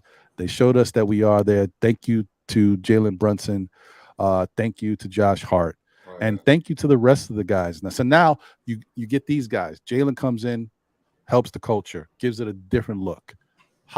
Josh Hart comes in, helps the culture, gives it a different look. All the players buy in, and now you can salute and praise the players because now they're doing it too. All of them are buying in. And another guy we always forget, Daddy Brunson. I knew you were going to say that. I was leaving that for you. Because I never hear it. And I'm like, hey, look, even Mark Cuban said it in the interview. He said it was Daddy Brunson that was a big advocate of getting Jalen Brunson out of Dallas. Right. So thank you, Daddy Brunson. We appreciate you as well. Appreciate you, Daddy Brunson. We'll take it. All right, guys. Well, listen, I think we have had a fantastic show. I think we gave you as much as you could have as far as information.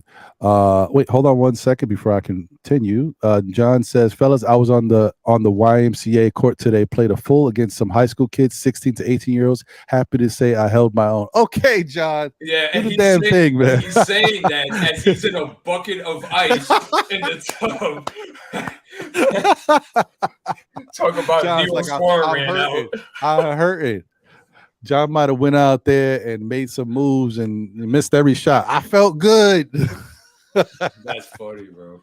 Nah, but John was always a sneaky good player playing when we played in the streets.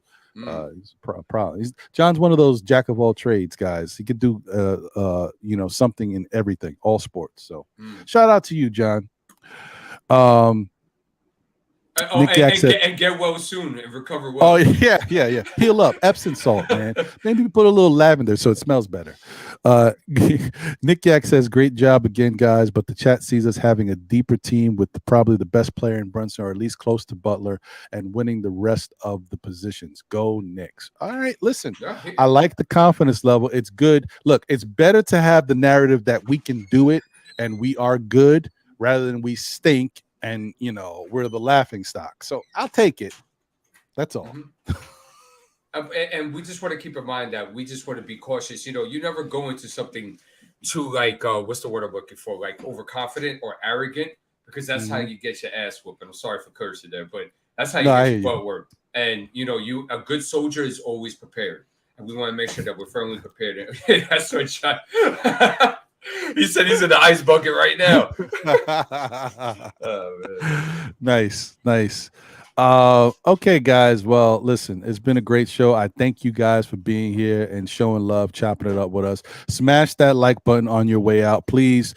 We are at 100. What are we at? 79. Oof, it's rough. Not good enough, guys. Come on, it's rough going, guys. If you haven't smashed that like button, please do. And if you don't know, once again, now you know. Hit that live chat button. Drop that down. Hit the like button. Hit the live chat. Pull it back up, and you're right back where you left off. You didn't miss a beat. Thank you guys once again. And D, any final words? Thank you to the chat. Also, we like to support and we like to shout out everybody that's checked us out on the other platforms as well, with Twitch and those other places where you were showcasing the show. So we want to appreciate that as well. But thank you, chat. Thank you for everything. Thank you for you guys tuning in and listening to us for 3 hours and stuff like that. That takes a lot of fortitude, and we appreciate that. And without you guys, we're not here, first and foremost. Second, I am going to be on. Oh, and thank you for Ron too as well for bringing me on once again, and John, the Still Nick family, for having me on and us having another dynamite show as we always do. Greatly appreciate that. Also, too, I'm going to be on Monday at 12. For our post game of Game 1. I think it's going to be very good. I think it's going to be very entertaining. I think a lot of people are going to be hyped, or a lot of people might be feeling certain ways. They might have to draw back or something, and that's the beauty of the suspense that's going to come with this. And definitely want to keep up the confidence and stuff like that. But we got to make sure that we're tight, and we got to make sure that we're sharp. So we want to make sure that we're doing that. Guys that came in new, make sure you guys check out earlier in the show for the various topics that we talked about as far as like player matchups. We also went through some film stuff as well, just going ahead and assessing our opponent and making sure we want to take them out of things that they do very well and things that propel them against the Bucks as well. So, but besides for that, I'm all gravy, man. Thank you. Yeah, no, thank you. Appreciate you as always. Great job breaking stuff down. Always a good conversation. Fantastic analysis. Shout out to Jarvis LaFleur. He said, John did a lot better than me. I played my youngest brother. I stole the ball, tripped over it, and fell. He had to help me up. Father Time is undefeated. Damn right. Sorry, Jarvis. I hear you, brother. That's why I don't even try to mess around with it. I just stay away. Okay. I need to walk around. I need to be healthy. I'm good. Shout out to Wiz. Ashley Inc. in the building. He said, I just landed in Los Angeles from Fort Lauderdale. I was hoping to see the Heat versus the Bucks Game 6, but Butler did it again. Yeah, man. I'm sorry if that was your plan. Sorry he ruined that for you. Wiz is always showing off like all these places he goes to. And, oh man, you better pay for my next plane ticket, bro. Yeah, Wiz, listen, it's about that time you make your pilgrimage. I love saying that now to New York, man. Let's see when you get out here in New York again. That's what we're waiting for, Wiz. Parrish, like I said, confidence only time now. Nobody can win this time of year without confidence. We fans also have a responsibility with this. We can't give opposition pods negative material to hype them up. Oh, facts. I mean, listen, you don't want to give them anything that's gonna, allow them to have bulletin board material so they can make it a narrative. But I don't think anybody's doing that here. No one heard about that Julius has a blister on his right index finger. I didn't mention that to anybody. Oh, sorry. Cat's out the bag now. I'm just playing. I don't know nothing about that. I'm just playing. D-Raz says there is an art in war. Yes. Margaret says you definitely cannot underestimate the Heat. Agreed. Absolutely, that's what I'm saying. And look, John, once again, sorry, guy. The only thing I got for you when you're feeling sleepy, Let's like, see if I know the ledge. once again, man, just got to keep it up. Jump out that window once again. Um, Irish has a great comment. No, very important to watch the opponent's podcasters take on their concerns and how they perceive the Knicks as an opponent. Absolutely. I did a lot of that in this Cavs series. I was watching some Cleveland Cavaliers show with I forgot his name. It's not Rich Eisen, but he's another guy that I'm used to seeing on NBA shows. And I didn't realize he was a Cav fan, or at least he hosts the Cavs show. So I'm like, okay, that's interesting. I guess he's the Clevelander. But it was interesting watching their show, and I like the fact that they were fair in their breakdowns and what they were talking about. They weren't like homers, you know what I mean? So that was good. Then I watched another show. Shout out to Cavs Burner, because he was a homer and he had to get his eyes woken up.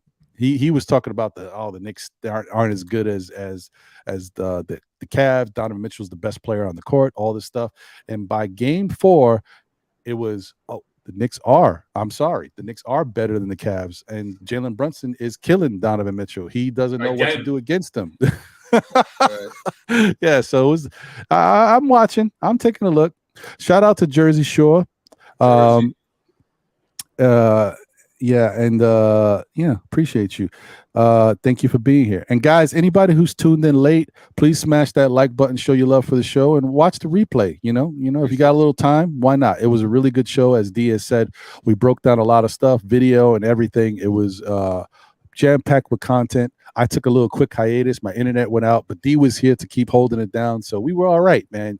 A lot going on. Mm-hmm. All right. So that being said, the other thing I wanted to get to, once again, I said it earlier, I'm going to say it again. Please show your love and support for D's World of Hoops. He's on his way to 1,000 subscribers. He's at 921 and counting, guys. Let's see if we can get him up there, man. Tell your auntie, tell your nanny, tell your babysitter. Hey, man, listen, your boss is out there golfing. He's on vacation, but maybe he likes watching Nick content. Tell your boss. Why not? Anyway, show your love, and let's see what we can do to get him to 1,000, man. He deserves it. He's too close not to get there. Let's go, guys. Come on. So, guys, it's been a great show. Thank you for being here. Smash that like button on your way out. As I always say, tell a friend who tells a friend who tells another friend. Still, Knicks fans, we'll be back again, whether it be on Saturdays with yours truly. And sometimes I'm here with D's World of Hoops. You get a double treat. So definitely 11 a.m. or 11 a.m.-ish, like today, for Know the Ledge. On Mondays at 9 p.m. for SKF Weekly with Ron and John, as we break it down, what's taking place during the week. Definitely tune into that. Or on Thursday nights at 8 p.m. on NBK, Nothing But Knicks Network, for the NBA Report. We give you a little bit of NBA talk. It's a little bit more Knicks. It's a sprinkle of the NBA. And shout out to those who tune in. I know I got some little feedback from some NBA fans out there that wish we got a little bit more in depth with certain teams. It's the playoffs, so I'll tell you, we'll try to do a better job and give you guys a little bit more love, because, be honest, can't watch all these NBA games. I'm a Knicks fan, and I don't really want to sometimes. I try to. So we'll do a little better job of trying to give you a little bit more information when it comes to your favorite team, if they are in the playoffs. So, okay. Indeed. All right, guys. Once again, thank you for tuning in. One thing before we get up out of here, Paris Douglas says the Sims injury is being underestimated. Well, I mean, the way Tom Thibodeau is using him, you would never tell. But that's the thing. Every series is a different series. So you don't know what can come into play, what you need and what you don't need. So if the Knicks get into foul trouble, not having Sims there could prove a little bit troublesome. We'll see. Hopefully the Knicks can stay out of foul trouble. Or say, that's another thing too we didn't mention as well. Heat are, I think, they're top 10 in the league in free throws made and free throws attempted during the regular season. Although they didn't shoot them well against the Bucks, something to look out for. Yeah, definitely. That's a good point. All right, guys. Well, once again, I thank you for all being here and showing love to the show. Like I said, like, comment, subscribe. Yep. And also show D's World of Hoops some love. Go over Appreciate there, it. subscribe, like, comment, whatever you got to do. Show the love. We out of here. It's been a pleasure, D. As Later. always, I Of appreciate course. you. Thank you. Thank you. Word.